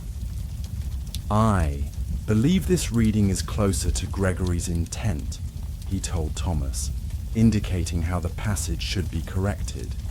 "Note it in the margin as well to explain the emendation." This concern for transparency, acknowledging interventions in the text rather than silently altering it, reflected a sophisticated understanding of the scribe's responsibility as both preserver and interpreter. As the year progressed, Adelard continued to adapt his role within the scriptorium to his changing capabilities.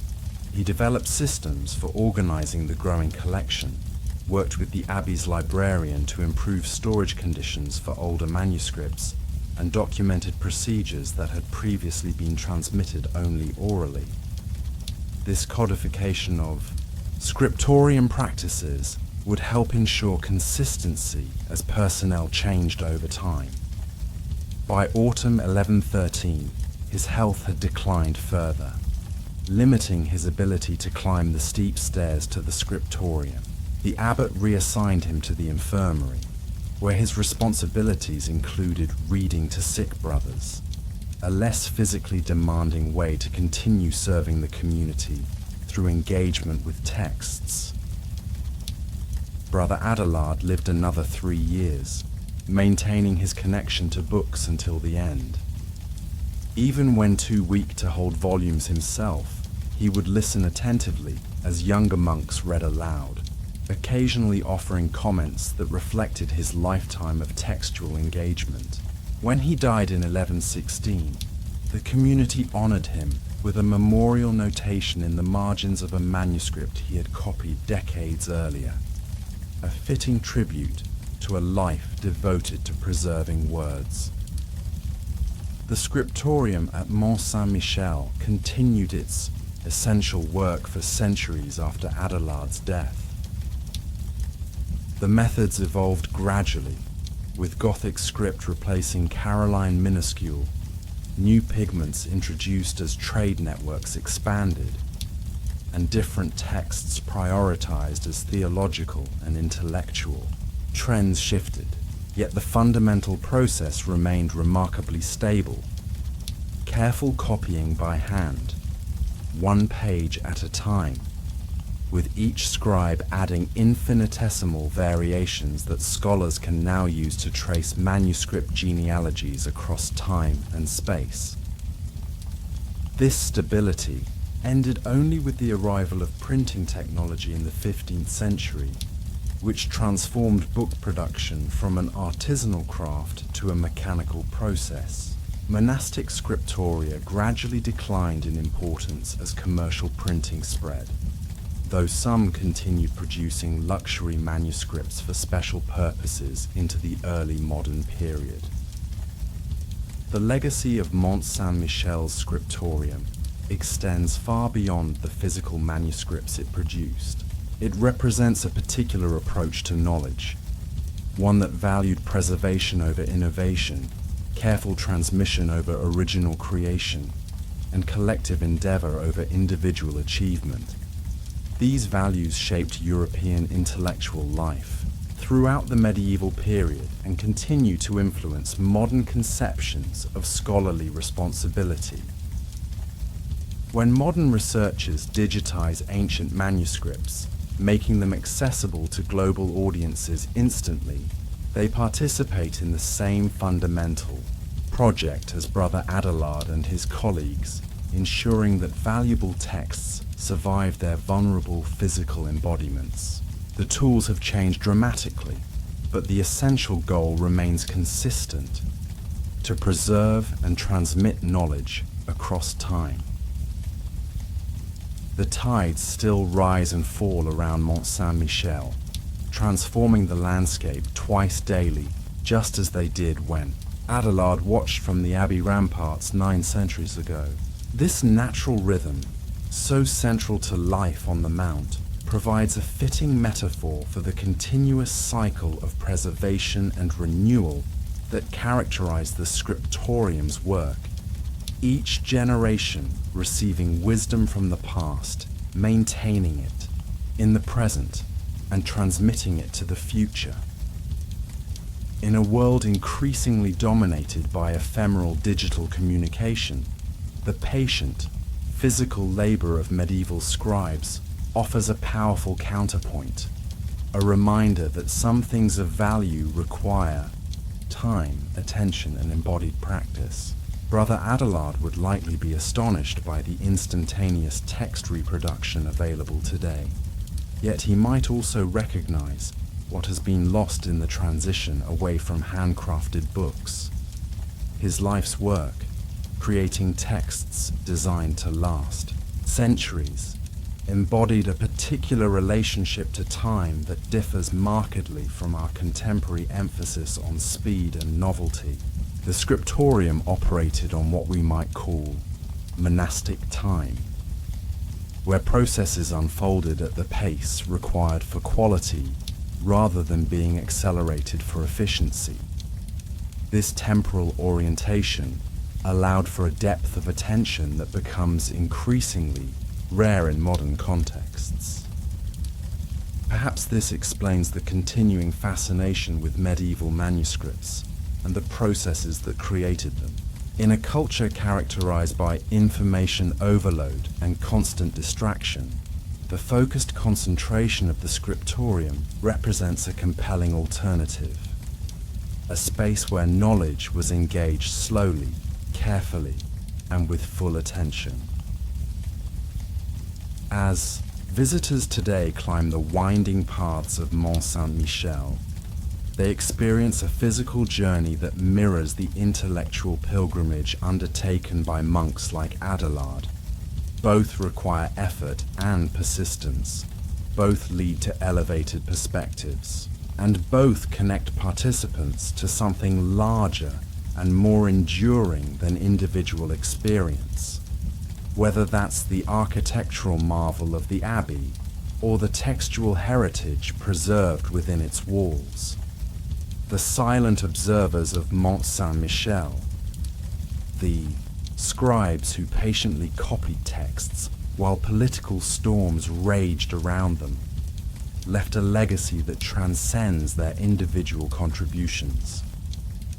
Through their collective labor, knowledge that might otherwise have vanished survived to influence subsequent generations.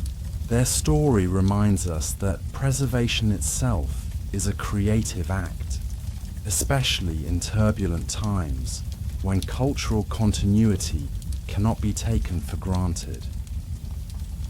As the last light fades from the scriptorium windows and another day of patient work concludes, we might imagine Brother Abelard looking back at the desk where he has spent his productive hours.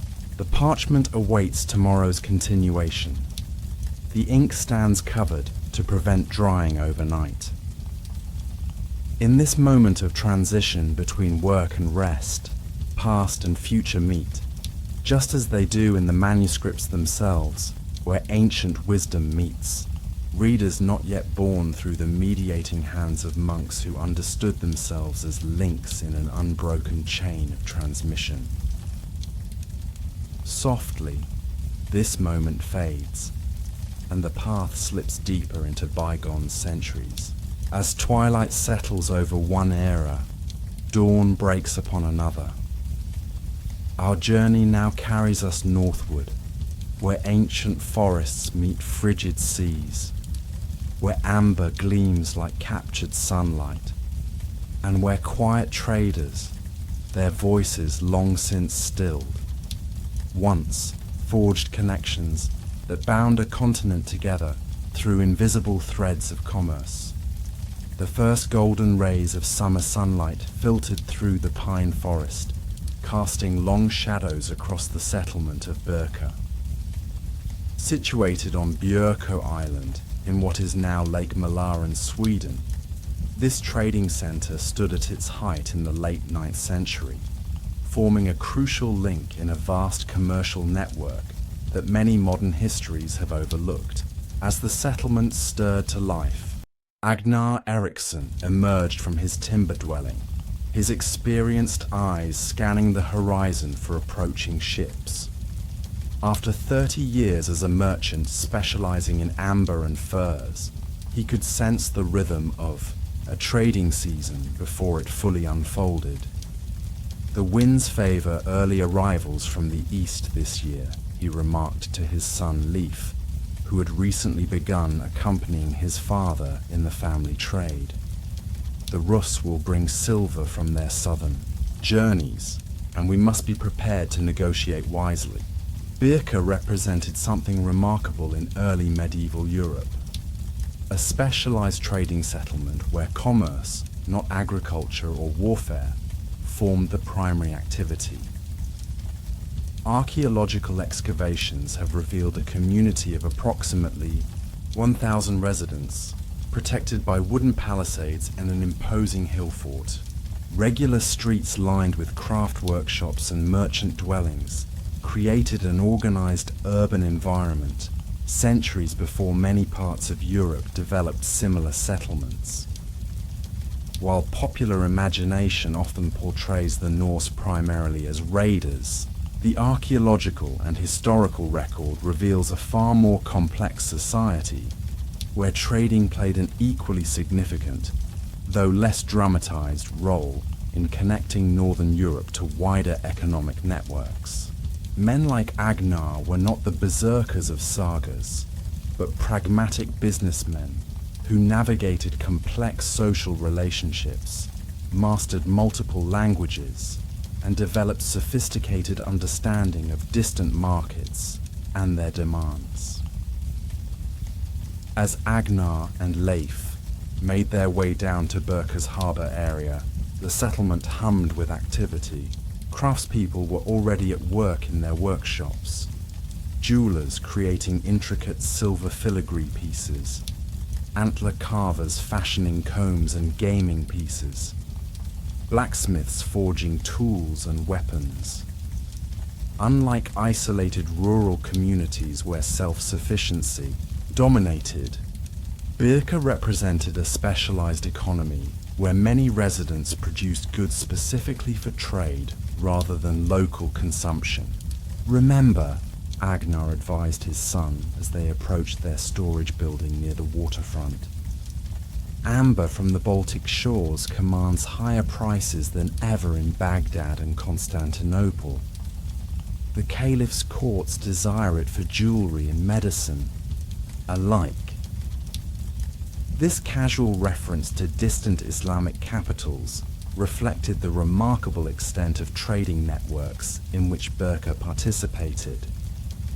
Through a chain of intermediaries, goods from Scandinavia reached markets thousands of miles away, returning with exotic imports and precious metals. The archaeological evidence for these far-ranging connections is unmistakable. Excavations at Birka have uncovered Arabic silver coins, dirhams, Byzantine silks, Rhenish glassware, and pottery from the British Isles. These physical remains confirm what written sources suggest, that Northern Europe was not an isolated backwater during the early medieval period, but an active participant in transcontinental exchange networks. Agnar's storage building, like others in Birka, contained an array of goods that reflected this international commerce. Amber collected from Baltic shores, furs trapped in the northern forests, walrus ivory from Arctic expeditions, iron from Swedish mining regions, and locally produced textiles. Each item represented both a commodity for exchange and a connection to specific landscapes and communities that produced these resources. As father and son inventoried their trading stock, a horn sounded from the watchtower. "Ships approaching from the east," announced the lookout. Within moments, the harbour area buzzed with renewed energy as merchants prepared to meet the new arrivals. 3 longships appeared around the island's eastern point, their distinctive silhouettes immediately identifying them as trading vessels rather than warships. While sharing basic design elements with the dreaded Viking raiders, these merchant ships were broader, with more cargo space and smaller crews. Their arrival represented the reopening of eastern trade routes that had been impassable during winter, months when ice sealed the Baltic waterways. "Russ merchants," Agnar confirmed, recognizing the particular style of sail decoration. "They've made good time this season." The term Russ in this period referred to Scandinavian traders who had established settlements along the rivers of what would later become Russia, Belarus, and Ukraine. These entrepreneurial northerners had developed routes connecting the Baltic to the Black and Caspian Seas, facilitating exchange between Northern Europe and the Islamic world. The ships docked at Birka's wooden piers, and their crews secured moorings with practiced efficiency. Leading the merchants was Ingvar Oleksson, whose weathered face bore testament to decades navigating treacherous rivers and engaging in high-stakes negotiations across cultural boundaries.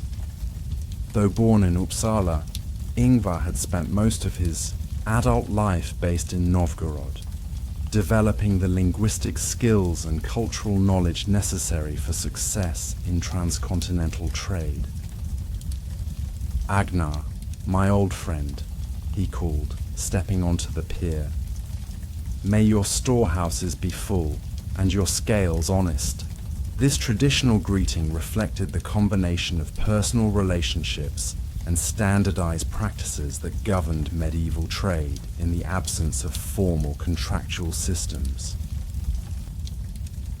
The two merchants embraced, their friendship built on decades of mutually beneficial exchanges. "Welcome back to Birka," Agnar replied. "I see the southern routes have treated you well this year." He gestured toward the ships being unloaded, where sailors carefully transferred goods wrapped in protective coverings. The Volga route was unusually peaceful this spring, Ingvar confirmed.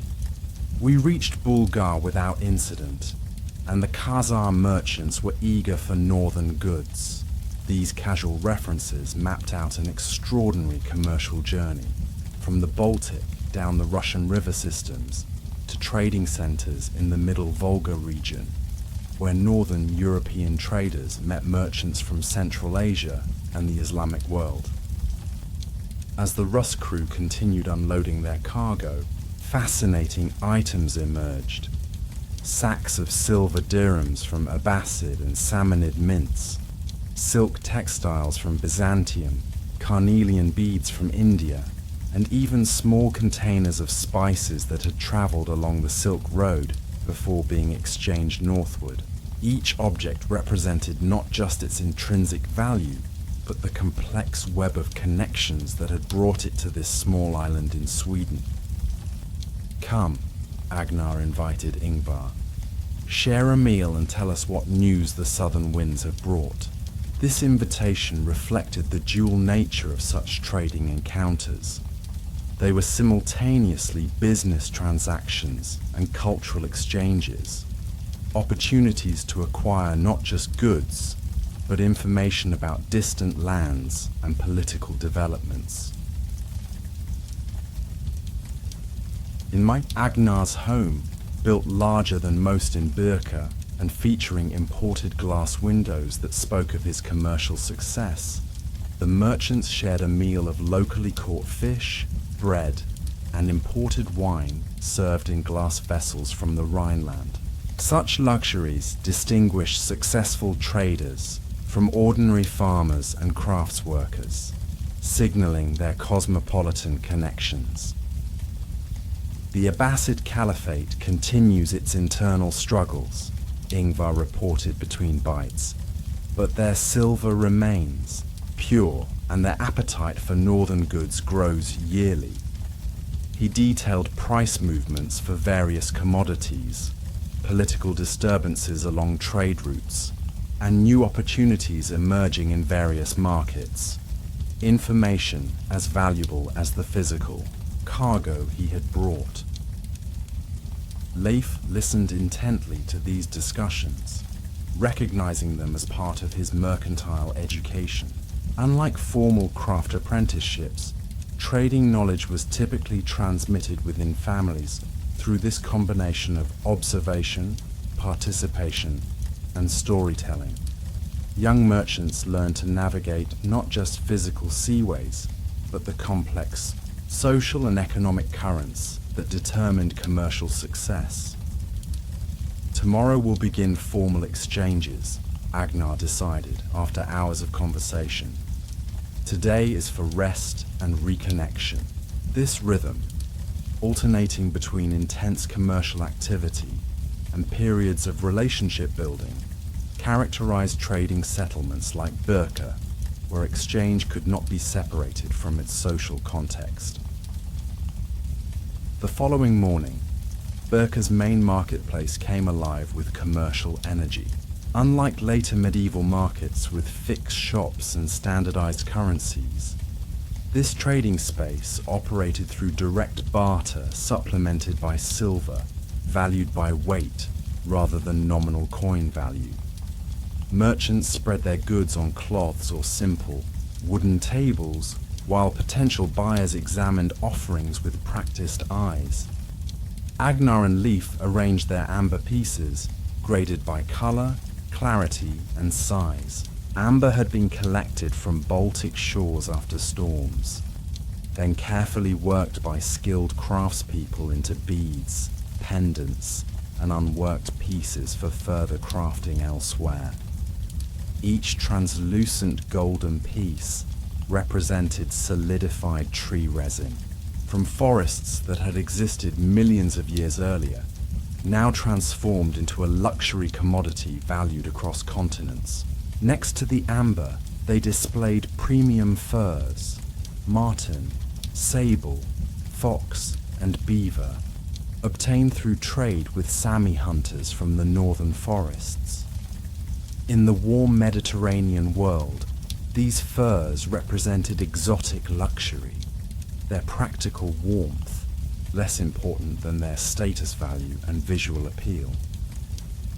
Ingvar and his Rus partners set up their own trading area nearby, bringing out silver dirhams, spices, silks, and glass beads. The silver coins would not circulate as currency in Scandinavia, but would be valued by weight and often cut into pieces, hack silver, to facilitate precise payment amounts. Many would eventually be melted down and transformed into Scandinavian style jewelry and ornaments. As the day progressed, complex negotiations unfolded across the marketplace. Unlike modern fixed-price retail, each transaction involved careful assessment of quality, extensive bargaining, and often the invocation of previous relationships to secure favorable terms. Standardized weights and measures provided some objective reference points, but trust remained the essential currency of this trading system. These amber pieces would command twice this silver in Baghdad, Ingvar commented during one particularly intense negotiation with Agnar. But the journey there carries risks we both understand. This acknowledgement of transport costs, risks, and market differentials demonstrated the sophisticated economic understanding that underpinned seemingly simple barter exchanges. Throughout the day, Leif observed the subtle cues and negotiating tactics employed by experienced merchants. He noted how his father adjusted his approach depending on the counterparty, more formal with visiting German traders, more relationship-focused with long-term Rus partners, more demonstrative with occasional Byzantine merchants.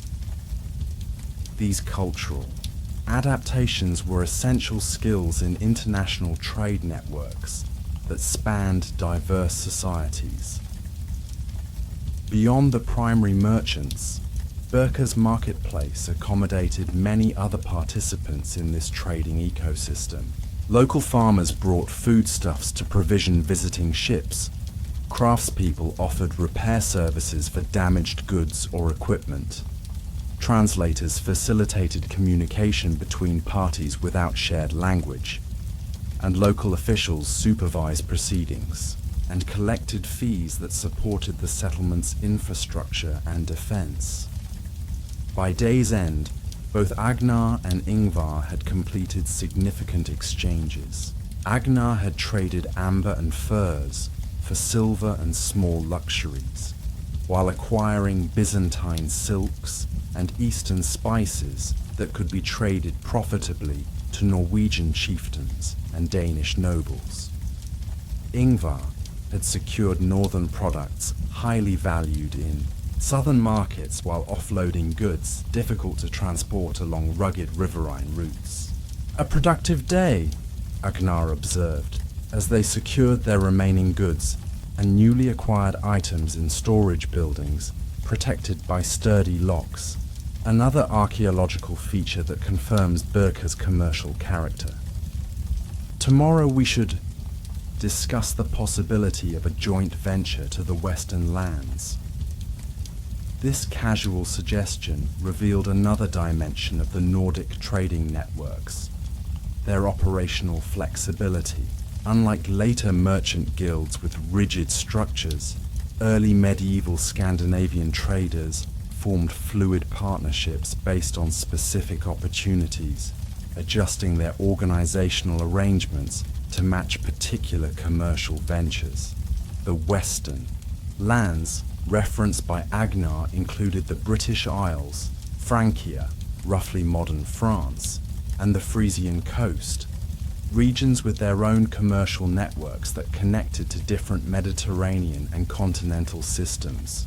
By participating in both Eastern and Western trade circuits, Nordic merchants like Agnar functioned as crucial intermediaries, facilitating indirect exchange between regions that lacked direct contact. The next morning, Agnar took Leif to visit Birka's craftspeople, whose workshops clustered in specific areas according to their specialties. Archaeological excavations have revealed these distinct production zones, metalworking areas with their characteristic slag deposits, antler working shops identified by distinctive waste materials, and textile production sites marked by loom, weights, and spindle whorls. Their first stop was the workshop of Helga the Amber Worker, whose skilled hands transformed raw pieces into standardized beads and pendants. The Eastern markets increasingly prefer the darker amber, Agnar informed her, passing along market intelligence gleaned from Ingvar. If you can sort your stock accordingly, I can offer better terms for the red-brown pieces. This interaction highlighted the integrated nature of production and trade in settlements like Birka. Unlike medieval manors producing primarily for local consumption, these craft workshops responded directly to distant market demands, adjusting their output based on feedback from long-range trading expeditions. Next, they visited Thorvald the silversmith, who specialized in transforming imported silver, primarily Islamic coins, into Scandinavian jewelry styles. Using techniques like filigree and granulation, he created intricate brooches, arm rings, and pendants that incorporated foreign materials into culturally appropriate forms for local elites. The silver from Samarkand has the finest purity this season, Agnar advised, showing Thorvald some of the dirhams acquired from Ingvar. These would work well for the commission from Jarl Hakon. This process of transformation, foreign silver, becoming Scandinavian status objects, represents a material expression of cultural adaptation rather than simple imitation. As the trading season progressed through summer, Birka hosted merchants from an impressive range of origins. Frisian traders arrived from the North Sea coast, bringing Rhenish glassware and fine textiles. Slavic merchants came from the southern Baltic shores with honey, wax, and grain. Occasionally, traders from even more distant regions appeared. AEC Frank with fine weapons and tools, an Anglo-Saxon with high-quality woolen cloth, even rarely a Byzantine merchant who had traveled the enormous distance from Constantinople. Each interaction reinforced Birka's role as a commercial hub where diverse networks overlapped and interconnected. The settlement functioned effectively because it provided secure infrastructure for exchange, accommodations for visitors, craft production facilities, and a regulatory environment that balanced commercial freedom with sufficient oversight to prevent disruptive conflicts. Equally important was Birka's role in information exchange. Before modern communications, merchants served as crucial vectors for transmitting news about political developments, market conditions, and cultural innovations. Across vast distances, the conversations that accompanied commercial transactions created an international awareness among trading communities that contrasted with the more locally bound perspectives of agricultural populations. One evening, as summer began its gentle transition toward autumn, Agnar hosted a gathering that demonstrated this informational function. In his home, merchants from 5 different regions shared a meal and exchanged news that had traveled along separate vectors to converge in this Swedish trading settlement. A Frisian trader reported on Carolingian political struggles following the fragmentation of Charlemagne's empire. The Rus merchant Ingvar shared observations about steppe politics affecting trade routes to the Caspian. A Danish trader discussed the growing centralization of authority under King Gorm. Each account represented valuable intelligence that might influence trading decisions, route planning, or risk assessments. Listening quietly in the corner, young Leif absorbed not just the specific information, but the broader patterns revealing how distant events could create ripple effects across interconnected commercial networks. A succession dispute in Baghdad might affect silver supply in the Baltic. A new toll imposed by a Frankish count could redirect trade flows toward alternative routes. These complex causalities shaped the economic environment in which Nordic traders operated. This is why we trade in information as much as goods. Agnar told his son later that evening. A wise merchant hears the whispers of distant markets before others recognize their importance. This sophisticated awareness of system-wide patterns distinguished successful long-distance traders from more locally oriented economic actors. As autumn approached, bringing shorter days and more challenging sailing conditions, the rhythm of trading activity in Birka began to shift. Many foreign merchants prepared for departure, especially those facing long journeys homeward. The Rus traders organized their northern acquisitions for the return voyage along the Russian river systems, planning their journey to reach more southerly latitudes before winter's grip closed water routes. Before departing, Ingvar and Agnar finalized a joint arrangement for the following trading season. "My nephew will winter in Hedeby," Ingvar explained, referencing another major Nordic trading settlement located in what is now northern Germany. He'll gather information on Western market conditions and secure commitments for specific goods. By spring, we should have clear direction for our next venture. This forward planning revealed the sophisticated temporal horizons that characterized Nordic trading networks. Despite operating without formal written contracts or modern financial instruments, these merchants organized complex multi-stage transactions that would unfold over months or years, spanning thousands of miles and crossing multiple cultural boundaries. As Ingvar's ships departed eastward, Agnar and Leif turned their attention to preparing for winter. Unlike purely agricultural communities where winter meant relative inactivity, trading settlements maintained modified commercial functions during cold months. Local exchange continued. Craftspeople worked on building inventory for the next trading season, and some overland trade remained possible even when sea routes were closed by ice. The winter months also provided opportunity for knowledge transfer within the community. In Agnar's home, lit by expensive beeswax candles, rather than smoky tallow lights used by ordinary households, he conducted Leif's formal commercial education. Using a set of scales and weights from different regions, he taught his son the complex conversions necessary when navigating between different measurement systems. The Baghdad merchants use a ratel that equals approximately this weight in our system, he demonstrated, balancing the scales carefully. But the weight called by the same name in Egypt differs by this much.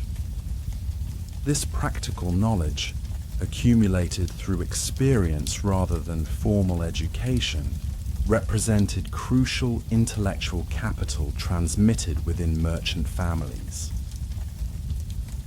Beyond practical skills, winter evenings allowed for sharing the cultural knowledge necessary for successful cross-regional trade.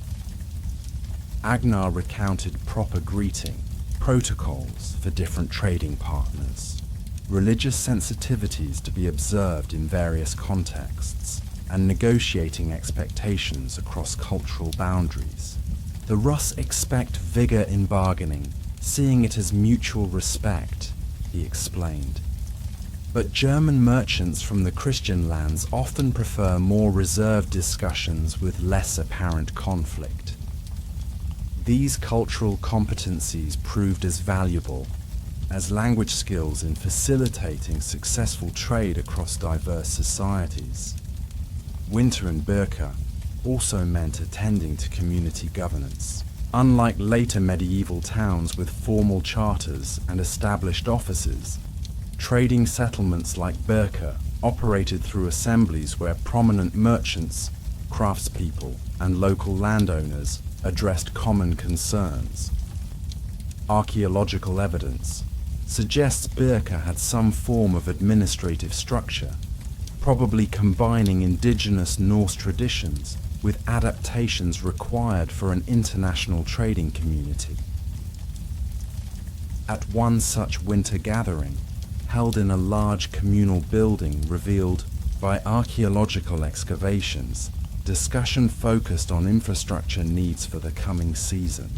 The southern pier requires reinforcement before spring trading resumes, noted Olaf, an elder merchant who had gradually shifted from active trading to community leadership.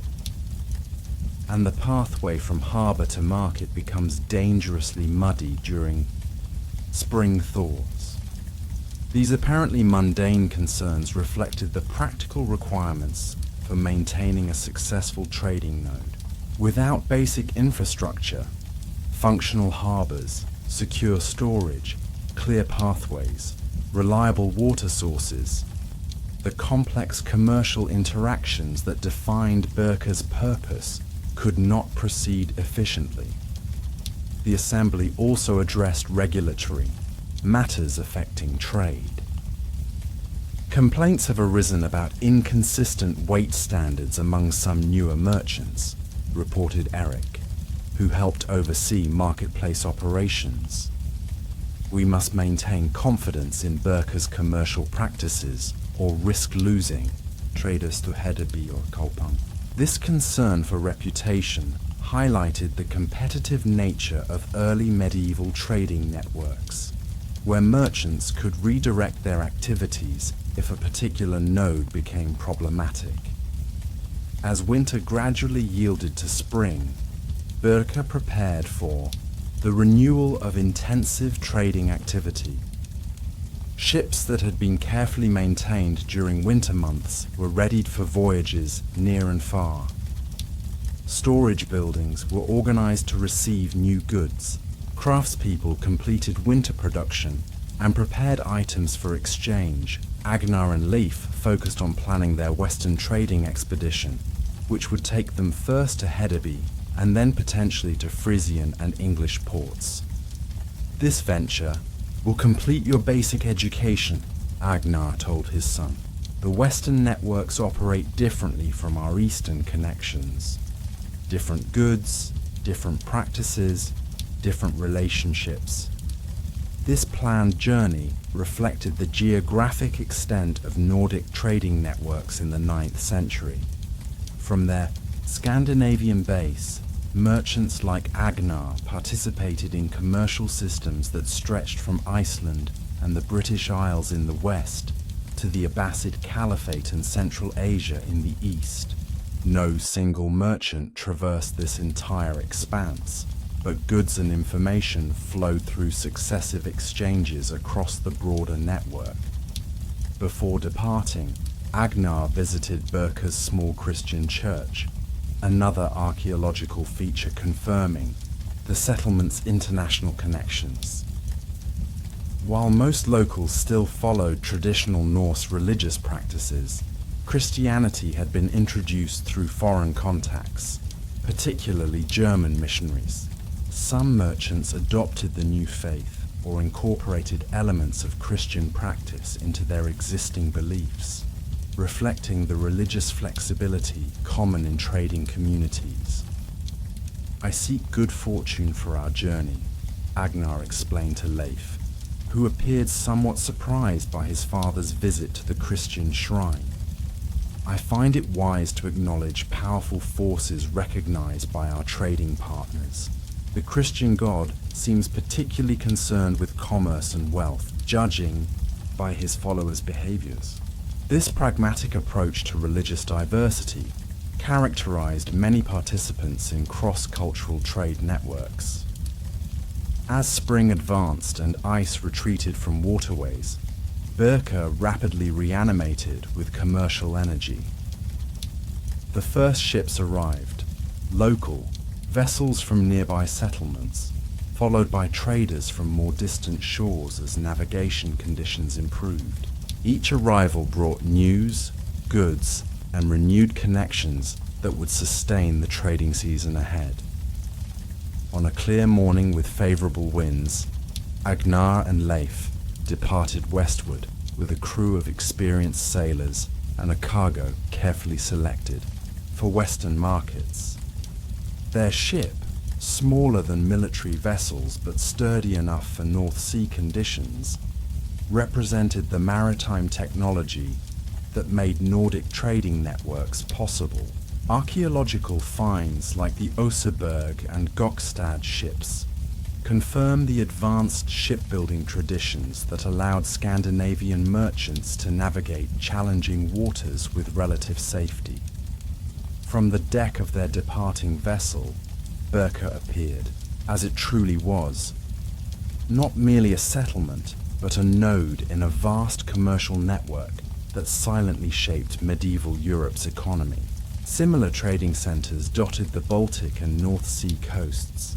Hedeby, Ribe, Kaupang, Staraya Ladoga, each functioning as a connection point between local resource zones and long-distance exchange systems.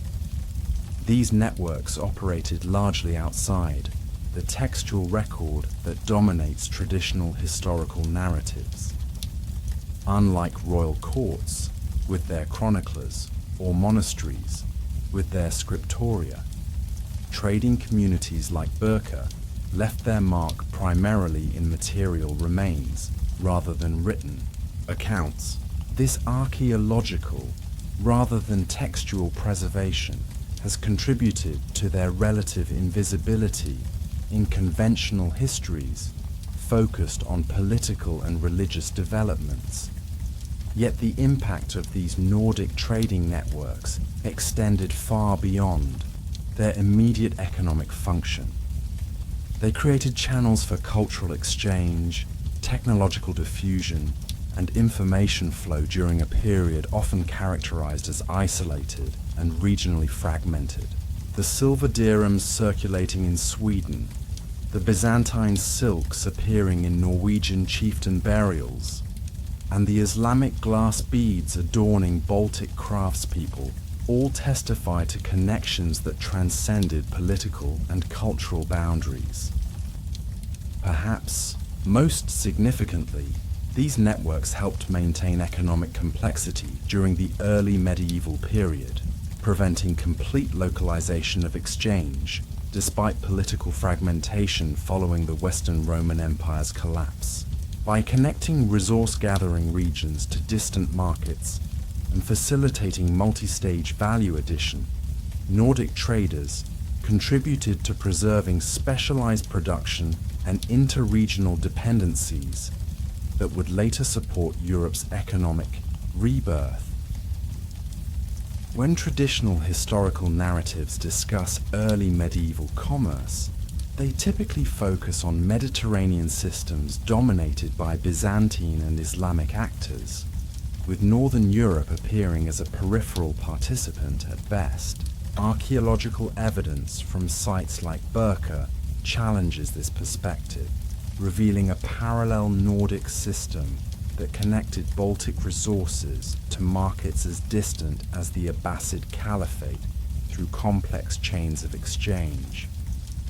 The decline of Birka toward the end of the 10th century reflects shifting patterns in these networks rather than their disappearance.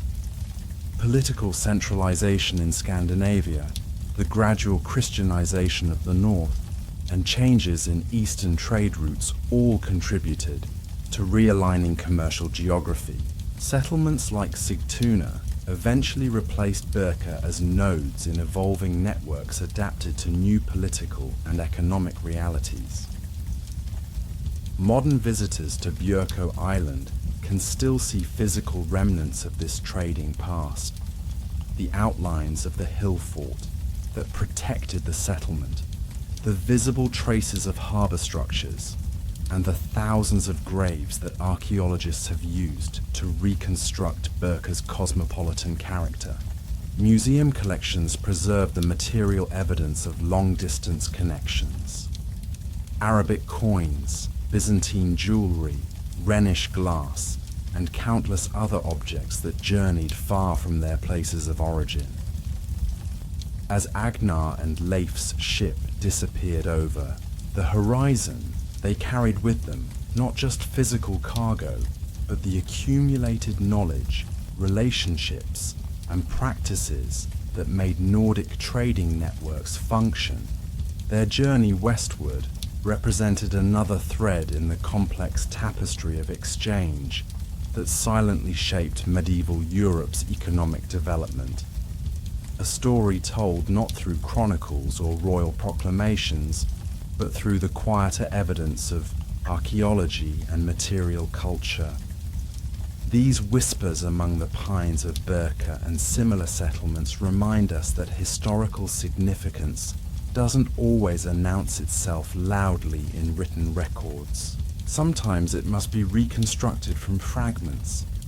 A silver coin carried thousands of miles from its mint, a glass bead that originated in a distant workshop, or a wooden jetty built to welcome ships from far-flung shores.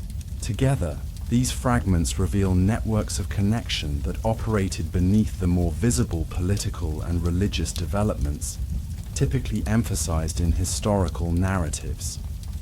For months, Agnar and Leif's trading expedition followed the complex geography of Nordic commercial networks. From Hedeby, they continued to Ribe on the western coast of Denmark, then crossed the North Sea to eastern England, where Scandinavian merchant communities had established footholds in several ports. Eventually they returned via Frisian trading centres, completing a circuit that connected multiple regional economic systems. Throughout their journey, they encountered fellow Norse merchants operating within these far-flung networks, some focused on regional exchange, others specializing in particular commodities, all contributing to the complex commercial ecosystem that linked Northern Europe internally and connected it to more distant regions. These networks operated neither through centralized control nor completely atomized individual action, but through a middle path of loose coordination based on shared cultural practices, reputational mechanisms, and practical necessity. By the time Agnar and Leif returned to Birka in late summer, their ship carried a transformed cargo, Frisian cloth, English metalwork, and Rhineland ceramics had replaced the northern goods with which they had departed. Each exchange along their journey had adjusted their inventory to match different market demands, while gradually increasing its total value through strategic trading decisions. More valuable than these material gains was the knowledge Leif had acquired: commercial information about distant markets, practical experience navigating international exchange, and deeper understanding of the invisible connections that linked seemingly separate economic regions. This intellectual capital, transmitted across generations, proved as important to sustaining Nordic trading networks as the physical infrastructure of ships and harbours. As autumn once again brought the seasonal cycle toward its close, Agnar reflected on changes he had observed over decades participating in these networks. When I began trading, we feared entering certain ports without armed guards, he told his son as they secured their goods after returning to Birka. Now we find Norse merchants established in settlements from Dublin to Novgorod, speaking local languages and marrying into local families. This observation captured an important transition in Nordic engagement with broader European systems, from the raiding that dominated popular perception to the trading that arguably had more lasting impact. While dramatic Viking attacks on monasteries and towns captured historical attention, the quieter process of commercial integration ultimately proved more transformative, creating lasting connections that survived the Viking Age itself.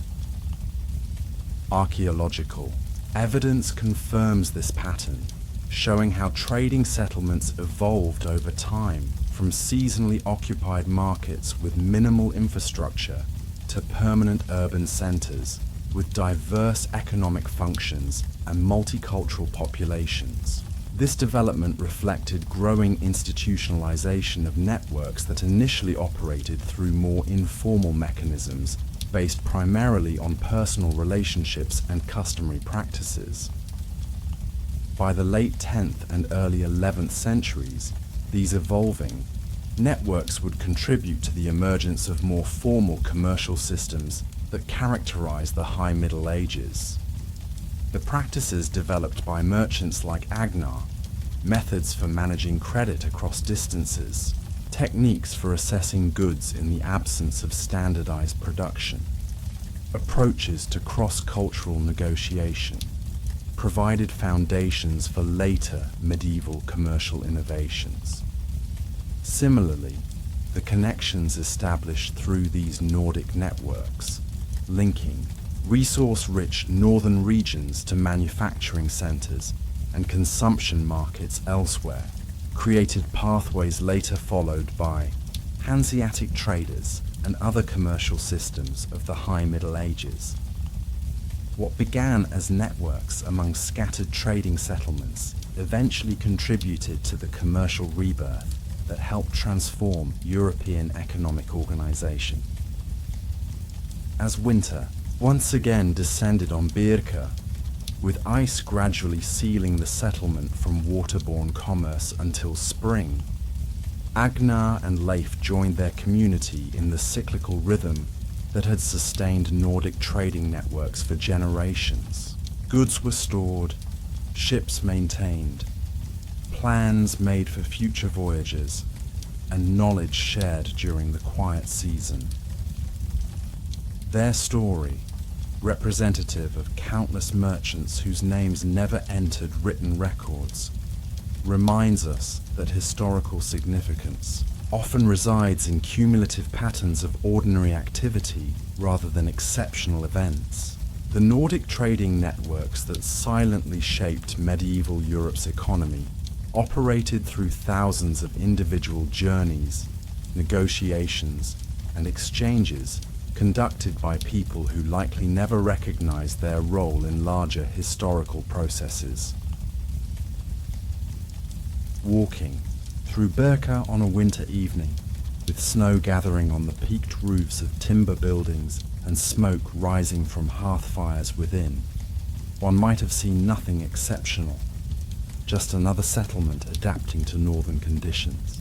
Yet this seemingly ordinary place represented a crucial link in networks stretching across continents, connecting resources, ideas, and cultures through the quiet persistence of commercial exchange. The whispers among the pines of Burka and similar settlements have largely faded from historical memory, overshadowed by louder narratives of political conflict and religious transformation. Yet the archaeological evidence speaks clearly of these forgotten networks and their significance. Dirham coins buried in Swedish soil, Mediterranean glass unearthed in Baltic graves, and the physical remains of trading settlements where diverse goods and people converged, despite the apparent fragmentation of the early medieval world. As modern research continues uncovering this material evidence, we gain richer understanding of how medieval economies actually functioned beyond the limited perspective provided by written sources alone. The story of Nordic trading networks emerges not as a footnote to conventional narratives, but as an essential chapter in understanding how Europe maintained economic connections during a period traditionally presented as defined by localization and isolation. In Burka's archaeological remains, its harbour structures built for receiving international shipping, its craftwork showing influence from distant traditions, its coins gathered from far-flung monetary systems, we can still hear echoes of this quieter history. These whispers remind us that alongside the clash of swords and chanting of monks that dominate medieval narratives, there existed the steady commercial rhythm of ships arriving and departing, goods changing hands, and networks maintaining connections across apparent boundaries. For modern visitors to the museum collections preserving Burka's artifacts, these material remnants offer tangible connection to the merchants like Agnar and Leif who navigated these networks. A silver coin minted in Samarkand, but unearthed in Swedish soil, represents not just an object, but a journey. Physical distance traversed, cultural boundaries crossed, and economic value transformed through the patient work of traders operating within systems larger than themselves. The networks that connected Burka to distant markets operated largely through trust rather than formal institutions. Trust built through repeated interactions, shared cultural references despite regional differences, and reputational mechanisms that discouraged opportunistic behavior. This social foundation for economic exchange reminds us that commerce has always been embedded in broader cultural systems, rather than functioning as an independent sphere guided solely by profit maximization. As chill winter winds swept across Birka, with the settlement temporarily isolated by ice and distance, merchants like Agnar maintained this trust through storytelling and social reinforcement. Evening gatherings featured tales of past trading ventures, accounts of distant markets, and discussions of which partners had proven reliable over years of interaction. These narratives served both entertainment and practical purpose, transmitting essential knowledge about how the networks functioned beyond purely transactional dimensions. When spring eventually returned to Birka, melting ice and calming seas once again invited participation in the expansive trading world beyond the settlement's immediate surroundings. Ships would again arrive from distant shores, laden with goods and information accumulated along their journeys. Nordic merchants would resume their role as connectors between regional systems, facilitating exchanges that individually seemed modest but collectively shaped economic patterns across a continent. The legacy of these networks extends far beyond the specific settlements and individuals who participated in them. By maintaining interregional connections during a period often characterized by fragmentation, Nordic traders helped preserve commercial knowledge, techniques, and relationships that might otherwise have been lost following the Western Roman Empire's collapse. This continuity provided foundations for the commercial revival that would help transform Europe during subsequent centuries. Modern scholarship increasingly recognizes the significance of these northern networks, revising older narratives that positioned medieval trade as primarily a Mediterranean phenomenon, occasionally extending northward.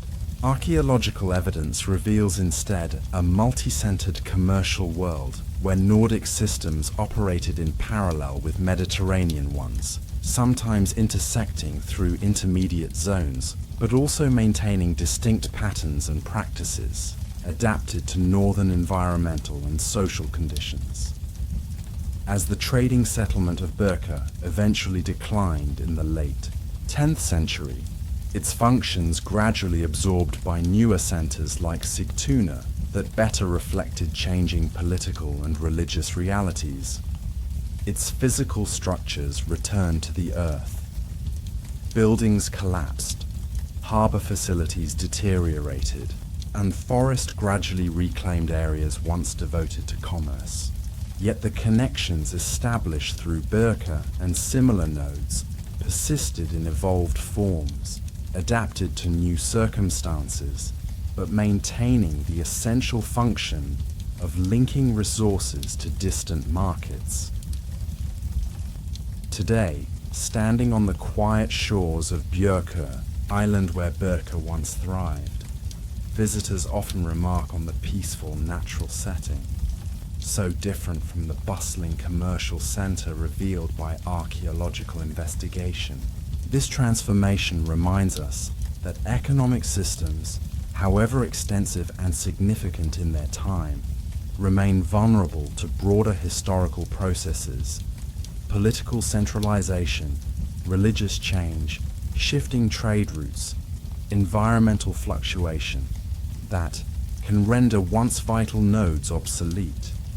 Yet the whispers of these forgotten networks continue reaching us across centuries, carried by artifacts unearthed from Swedish soil, but originating thousands of miles away. Each dirham coin, glass bead, or silk fragment represents not just an object, but a connection. Evidence that even in periods characterized as dark ages, human ingenuity maintained webs of exchange spanning vast distances and bridging apparent divides. In the story of Agnar, Leif, and their fellow merchants, we glimpse how these connections operated not through anonymous market forces, but through specific individuals making practical decisions within particular historical contexts. Their commercial journeys, recorded not in texts, but traceable through material remains, remind us that economic history encompasses far more than formal institutions and documented transactions. It includes countless undocumented exchanges that collectively shaped historical development. As the first stars appeared above Birka on winter evenings, with merchants gathered around hearth fires sharing stories of distant lands and planning future ventures, they participated in networks larger than themselves, commercial connections spanning continents, cultural exchanges crossing apparent boundaries, and historical processes that would continue long after their individual journeys concluded. These quiet networks, operating beyond the attention of chroniclers focused on kings and bishops, remind us that history unfolds not just through dramatic events and institutional changes, but also through persistent patterns of ordinary human activity.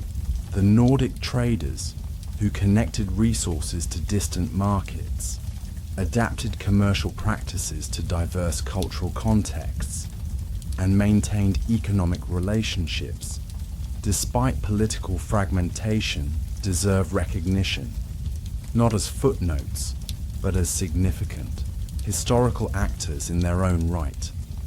Their legacy lives on not just in museum collections, displaying the material evidence of their activities, but in the very structure of subsequent European economic development. By preventing complete localization of exchange during the early medieval period, these traders helped preserve the possibility of the commercial revival that would eventually transform the continent. Through the whispers among the pines of settlements, like Birka, we can still hear echoes of their quiet but profound historical impact.